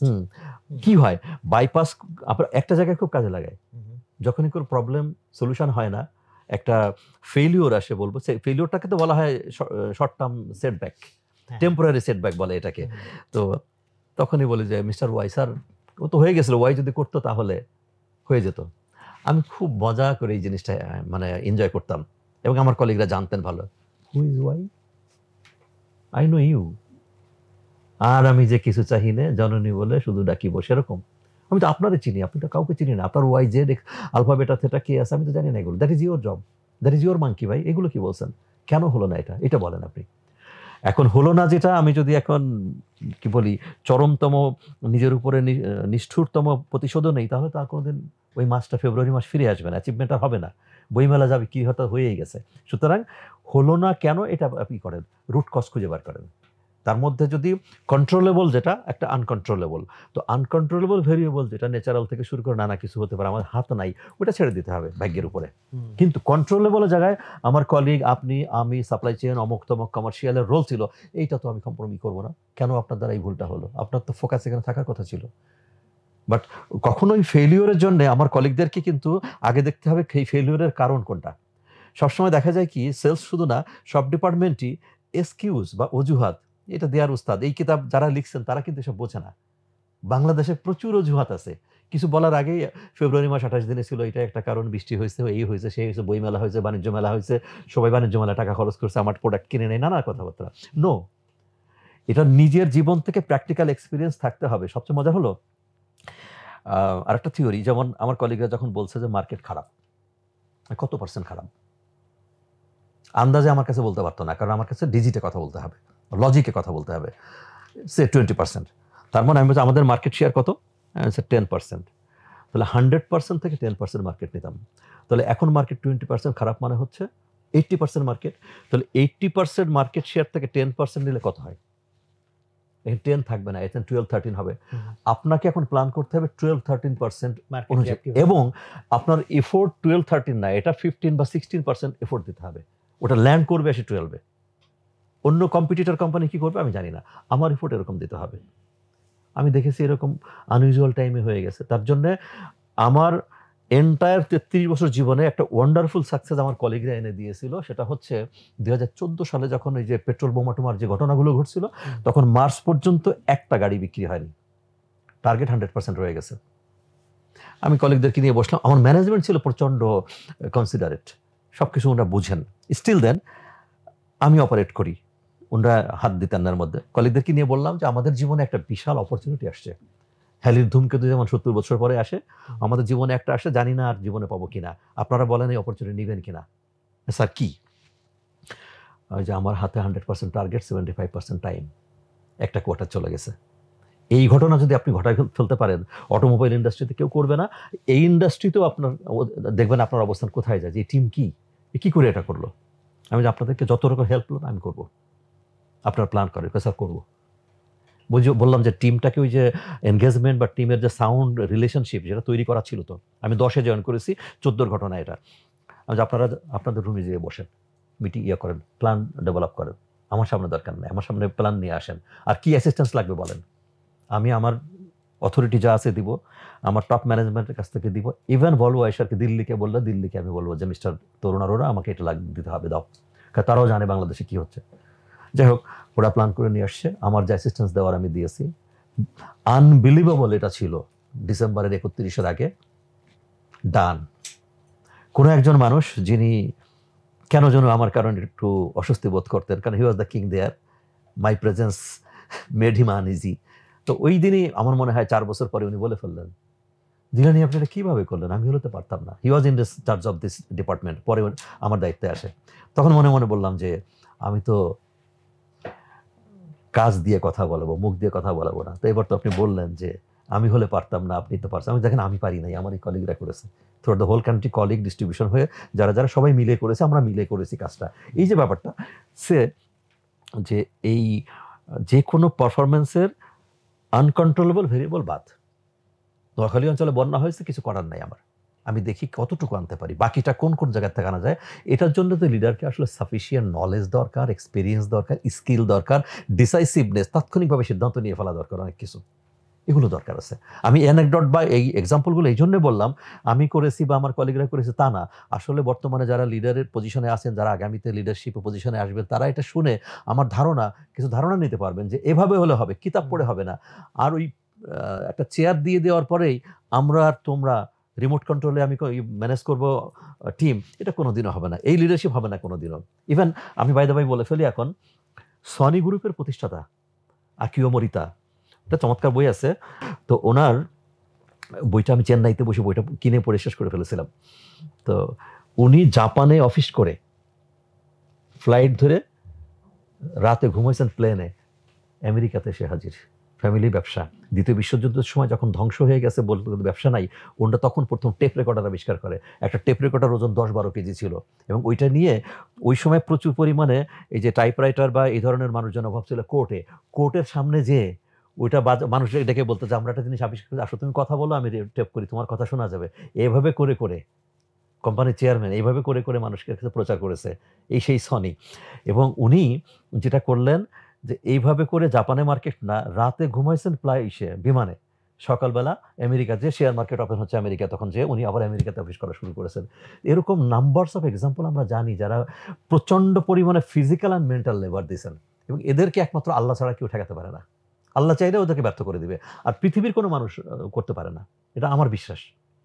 এবং আমার ব্যক্তিগত জীবনে দেখছি, কারণ আমার মতো একটা মূর্খ মানুষ যে আমি অটোমোবাইলের কিছু জানি না, এখন কিন্তু ওই ইঞ্জিন থেকে ড্রাইভ লাইন বা ডিফারেন্সিয়াল পর্যন্ত পুরো লাইন যে কোনো ইঞ্জিনিয়ারে পড়াইতে পারি। আমি যখন আঁকিতে ছিলাম, বাইদে ভাই বলি যে ওদের তো বিশাল ফ্লিট, তো ওইখানে গাড়ি অনেক সময় অফ রোড হয়ে যায়। এখন ডিস্ট্রিবিউশন সেলসের লোক বলে স্যার গাড়ি পাই নাই বলে আমার হয়নি, টার্গেট হয় নাই, গাড়ি পান নাই, কমার্শিয়ালকে জিজ্ঞেস করি, বলে যে এই অবস্থা, তারপরে চলে আসো। এই যে ইঞ্জিনিয়ার ছিল তাকে যখন খুঁটে খুঁটে প্রশ্ন করেছি আমি গাড়ি নিয়ে, কখন অ্যাক্সিডেন্ট হয়েছে, কেস হয়েছে কিনা, গাড়ি পার্টস কোথায় পাওয়া যাবে, পুরো ধোলাইখাল পুরন ঢাকা নাকি চিটাগাং নাকি চায়নার থেকে আনতে হবে, গাড়ি অফ রোড এতদিন কেন থাকলো, অন রোড হলো না কেন, প্রবলেমটা কোন জায়গায়, আমি এমনভাবে তাকে প্রশ্ন করেছি, সেই ইঞ্জিনিয়ার কি বলবে, সে তো দেখছে যে না আমার কিছু করার নাই। এরপরে তাকে একেবারে আলিফের মতো সোজা হয়ে কাজ করতে হয়েছে, এবং ওই গাড়ি সোজা হওয়ার কারণে আমার সাপ্লাই চেইন সোজা হয়েছে। সাপ্লাই চেইন সোজা মানে তার টার্গেটটা ঠিক হয়েছে। এই যে ছোট ছোট নলেজগুলো কোন জায়গায় যে কাজে লাগবে বলা মুশকিল। এবং আমার সর্বশেষ মানে কেনা বই যেটা মানে ইন্ডাস্ট্রি রিলেটেড, সেটা হচ্ছে অটোমোবাইলের উপরে। তা বাংলার একটা বই কিনেছিলাম, আমার মনে আমার তাকে আছে ওইটা শেখার জন্য। যদিও আমাকে টেকনিক্যাল নলেজ দরকার নেই, কিন্তু আমি তো সেল করতে যাই না, স্টিল আমার মিনিমাম গাড়িতে ওই ইঞ্জিন থেকে মানে কিভাবে কি বলে ইগনাইট করার পরে ব্যাটারি থেকে শুরু করে ট্রান্সমিশনটা, এন্টার ট্রান্সমিশন লাইনটা আর কি, ক্লাস প্লেটেড জ্বলে গেছে, এটা ওটা সেটা কত রকম কথা বলে, এটা ভাঙছে সেটা ভাঙছে। মাশাআল্লাহ আলহামদুলিল্লাহ, যে আমি ছোট ছোট করে যতটুকু শিখেছি ওইটুকু যথেষ্ট। অ্যাকচুয়ালি যে কোনো ইন্ডাস্ট্রিতে টপ পজিশনে গেলে নাবডি রিকোয়ার্স টু, আরেকটা কথা লিডারকে বলে দিই, কোনোদিনও এন্ট্রি লেভেল থেকে শুরু করে মাঝামাঝি সময় রিজিওনাল ম্যানেজার বা আপ পজিশনে অনেক সময় টেকনিক্যাল নলেজ কাজে লাগে। এর উপরে যে সব রাখছে ম্যানেজমেন্ট এবং লিডারশিপ, এসব কিছু লাগে না। আমার ফার্মাসিউটিক্যালের ওই কোনো কিছুর অ্যাবজর্পশন কি, এক্সক্রিশন কি, মোড অফ অ্যাকশন কি, এটাও জানা দরকার নেই, অথবা ওখানে গাড়ি কিভাবে চলে, কি হয় না হয়, এটা জানা দরকার নেই। আমার জানা দরকার হচ্ছে অপারেশনটা, ইন্টার অপারেশনটা ভালো করে জানা দরকার। এই জায়গাটায় মানুষজন শেখে না বলে একটা ভার্টিক্যালে দেখবেন সেও অনেক দূর চলে গেছে প্রমোশন পেয়ে, আর কিছুই শেখে নাই, যে কারণে তার সিও হওয়া হয় না। এই বাংলাদেশের ছেলেমেয়েরা যে সিও হতে পারে না, তার কারণ একটাই, বটম লাইন বোঝে না। জিপিএনপি কিভাবে বের করতে হয় ও জানে না। ওই যে এমবিএ সার্টিফিকেট তো 2-4টা ইউনিভার্সিটি ছাড়া আমি সরি বলতে গেলে বিক্রি হয়। কারণ আমি জিজ্ঞেস করে দেখি, কয়েকটা ফ্যাক্টর দিয়ে বলি এটার বের করেন তো, ব্রেক ইভেন পারে না। তো সে এমবিএ করে যদি সে ব্রেক ইভেন বের করতে না পারে, তার কোম্পানি চালাবে কিভাবে? কারণ মালিক তো খালি বলবে যে ভাই আর কতদিন, ব্রেক ইভেন কবে, প্রফিট কবে আসবে। প্রফিট বার করার তো নানা রাস্তা আছে, শুধু সেল করে তো প্রফিট করা যায় না, আরো অনেক রকম রাস্তা আছে। মিনিমাম 10-12টা রাস্তা দিয়ে একটা কোম্পানিকে প্রফিটেবল বানানো যায়। এটা তো আমার কলিগকে শিখতে হবে। এইচআরই থাকেন, সেলসে থাকেন, কমার্শিয়াল ইনডোরে থাকেন, ফ্যাক্টরিতে থাকেন, আপনাকে কিন্তু এন্টায়ার বিজনেস অপারেশনটা শিখতে হবে। জি না, থ্যাংক ইউ ভেরি মাচ। আসলে আমি খুব বেশি প্রশ্ন করি নাই, খুব তন্ময় হয়ে কথা শুনতেছিলাম। বিশেষ করে মজা লাগতেছিল যে আপনার প্র্যাকটিক্যাল লাইফকে ইন্টিগ্রেট করে করে যেভাবে আপনি লেসনগুলোকে আমাদের সামনে আনলেন, এবং এই যে জিনিসটা লিডারশিপ, ম্যানেজার্স, এটার ভূমিকা, এটার গুরুত্ব নিয়ে লাস্টে যে কথাটা বললেন, এই সিমিলার জিনিস আমার টিমকে আমি বলতেছিলাম যে আমরা বাংলাদেশে রচনা বইতে আমার জীবনের লক্ষ্য রচনার মধ্যে পড়ি যে ডাক্তার হব, ইঞ্জিনিয়ার হব, মোস্টলি ডাক্তার বা টিচার, এর বাইরে কিছু নাই। তো রিসেন্টলি আমরা এটা একটা টার্গেট হিসেবে নিয়েছি যে আমরা আরো 2টা টপিক এই রচনা বইতে যাতে ঢোকে, এটার জন্য একটা বুদ্ধি চিন্তা করতেছি। কিছু পাবলিশারের সাথে কথাও বলছি যে আমার জীবনের লক্ষ্য রচনার কয়েকটা ভার্সন থাকুক, কারণ তা না হলে তার মাথার ভিতরে এই যে ম্যানেজার হইতে হবে, লিডার হইতে, বিশেষ করে ম্যানেজার শব্দটা নিয়ে আমি কথা বলতেছিলাম। আর কেউ যদি বলে আমি ডাক্তার হব, সবাই হ্যাঁ ওয়েল ঠিক আছে বুঝছি। কেউ যদি বলে আমি ম্যানেজার হব, it doesn't make sense to lot of people. But একটা ডাক্তার, একটা ইঞ্জিনিয়ার মানুষের লাইফে যা ভ্যালু অ্যাক্ট করে, যতটুকু ইনফ্লুয়েন্স রাখে, একটা ম্যানেজার তার কত বেশি ইনফ্লুয়েন্স করে। যে আমার একটা ডাক্তারের সাথে সারা বছর ইন্টারাকশন কি, অসুস্থ হয়েছি গেছি কয়েক মিনিট দেখছে, দ্যাটস ইট। বাট একটা ম্যানেজার মানে কি, তার আন্ডারে যে এক্সিকিউটিভরা আছে day in and day out প্রত্যেকটা দিন তার সাথে মানে যতক্ষণ জাগ্রত আছে তার মোস্ট অফ দ্য টাইম তার অফিসে কাটাচ্ছে, যা ফলে ওই লোকটার লাইফ তার ম্যানেজার হেল বানাই দিতে পারে, আর ওই লোকটার লাইফকে সে সুন্দর গুছাই দিতে পারে। এবং প্রতিষ্ঠানগুলো যে বড় হয়, অ্যাবসলিউটলি যে এন্টারপ্রেনার যে ভিশনটা দেখছে, সে না ভিশনটা দেখছে, but truly day to day operate করে এই কোম্পানিকে দাঁড় করায় কে? The managers. তাহলে চিন্তা করেন towards the economy, starting from that to একটা ইন্ডিভিজুয়াল তার লাইফকে ফুলফিলিং করা, কত বিশাল একটা দায়িত্ব ম্যানেজারের হাতে। হোয়ারএজ আমাদের টোটাল জাতিগত আলোচনার ভিতরে ম্যানেজার যে একটা কিছু, এটা নাই। এবং যে কারণে আমরা এখন দেখেন এটা নিয়ে হতাশ ফিল করি যে ভাই পাশের দেশ, এই দেশ, সেই দেশের লোকজন বাংলাদেশে ম্যানেজার হয়ে বিলিয়নস অফ ডলার নিয়ে চলে যাচ্ছে। ইভেন এখন ইনকামিং আউটগোয়িং অনেক সময় আমাদের প্রায় কাছাকাছি হয়ে যায়, যে আমাদের বাইরে 1 কোটি লোক যা পাঠায়, এইখান থেকে আবার কিছু ম্যানেজাররা সেটাকে নিয়ে যেতে। এইখানে ইভেন আমাদের যেমন গার্মেন্ট ইন্ডাস্ট্রিটা যদি আমরা দেখি, লট অফ ম্যানেজার্স আর দেয়ার যারা বাইরের দেশ থেকে আসা। তো আমাদের এখানকার যারা এন্টারপ্রেনার, তাদের কি ঠেকা পড়ছে যে বেশি বেশি টাকা দিয়ে বাইরের দেশের লোক রাখা? বিকজ আমরা ভেবে গ্রো করি না, এটা আমার মেনে নিতে হবে। আমি যখন এটার গুরুত্ব বুঝবো, যখন বুঝবো, এবং আমাকে বুঝতে হবে যে এইটা গ্রো করার বিষয়, এটা লার্ন করার বিষয়। আমরা জাস্ট মনে করছি যে ইটস জাস্ট কমন সেন্স, যে মানুষ চালাই ফেলবে একটা কমন সেন্স দিয়ে, তাহলে সারা পৃথিবীতে এত লোক মিলে এত রিসার্চ এমনি এমনি করলো। তো আপনার এই আলোচনার মাধ্যমে আমি আসলে এই কথাটুকু একটু অ্যাড করলাম এই জন্য যে ম্যানেজার হওয়া যে কত বড় একটা বিষয় এবং কত নবেল একটা বিষয়, এবং সেই সাথে কত একটা শেখার যে বিষয়, আই থিঙ্ক আজকের আলোচনা থেকে কিছুটা হলেও মানুষের সেই আন্দাজটা আসবে। তো আমরা আশা করি আমরা যে অন্যরকম বাংলাদেশের স্বপ্ন দেখি, without the managers who will create it, নাহলে এটা জাস্ট কথার কথা যে ভাই অন্যরকম। সো আমাদের we need people like that. So দর্শকরা, আপনারা আজকে আমাদের আলোচনা থেকে অনেক কিছু শুনলেন, এবং প্রত্যেক পর্বের মতো আজকেরও আমাদের সেম ঘোষণা, পুরো আলোচনা থেকে আপনারা কি শিখলেন, আপনারা এখান থেকে কি গ্রহণ করলেন, আপনারা কমেন্টে লিখে জানাবেন। এবং সেখান থেকে কমেন্টগুলো পড়েও কিন্তু আবার অনেকে যারা ফুল ভিডিও দেখবে না, তারাও কিন্তু এখান থেকে অ্যাটলিস্ট কিছু বেনিফিট নিতে পারবে। আর যাদের কমেন্টগুলো সবচেয়ে বেশি কার্যকরী হবে, সুন্দর হবে, তাদের থেকে কয়েকজনকে আমরা পুরস্কৃত করব। তো আমরা যে আলোচনা করলাম, এই আলোচনা থেকে যাতে আমরা সবাই শিখি এবং এবং আমল, দ্যাট ইজ এটাকে অ্যাকশনে কনভার্ট করি, সেই প্রতিজ্ঞা নিয়ে আজকে আমরা এখানে শেষ করতে চাই। সবাই ভালো থাকবেন। আসসালামু আলাইকুম ওয়া রাহমাতুল্লাহ।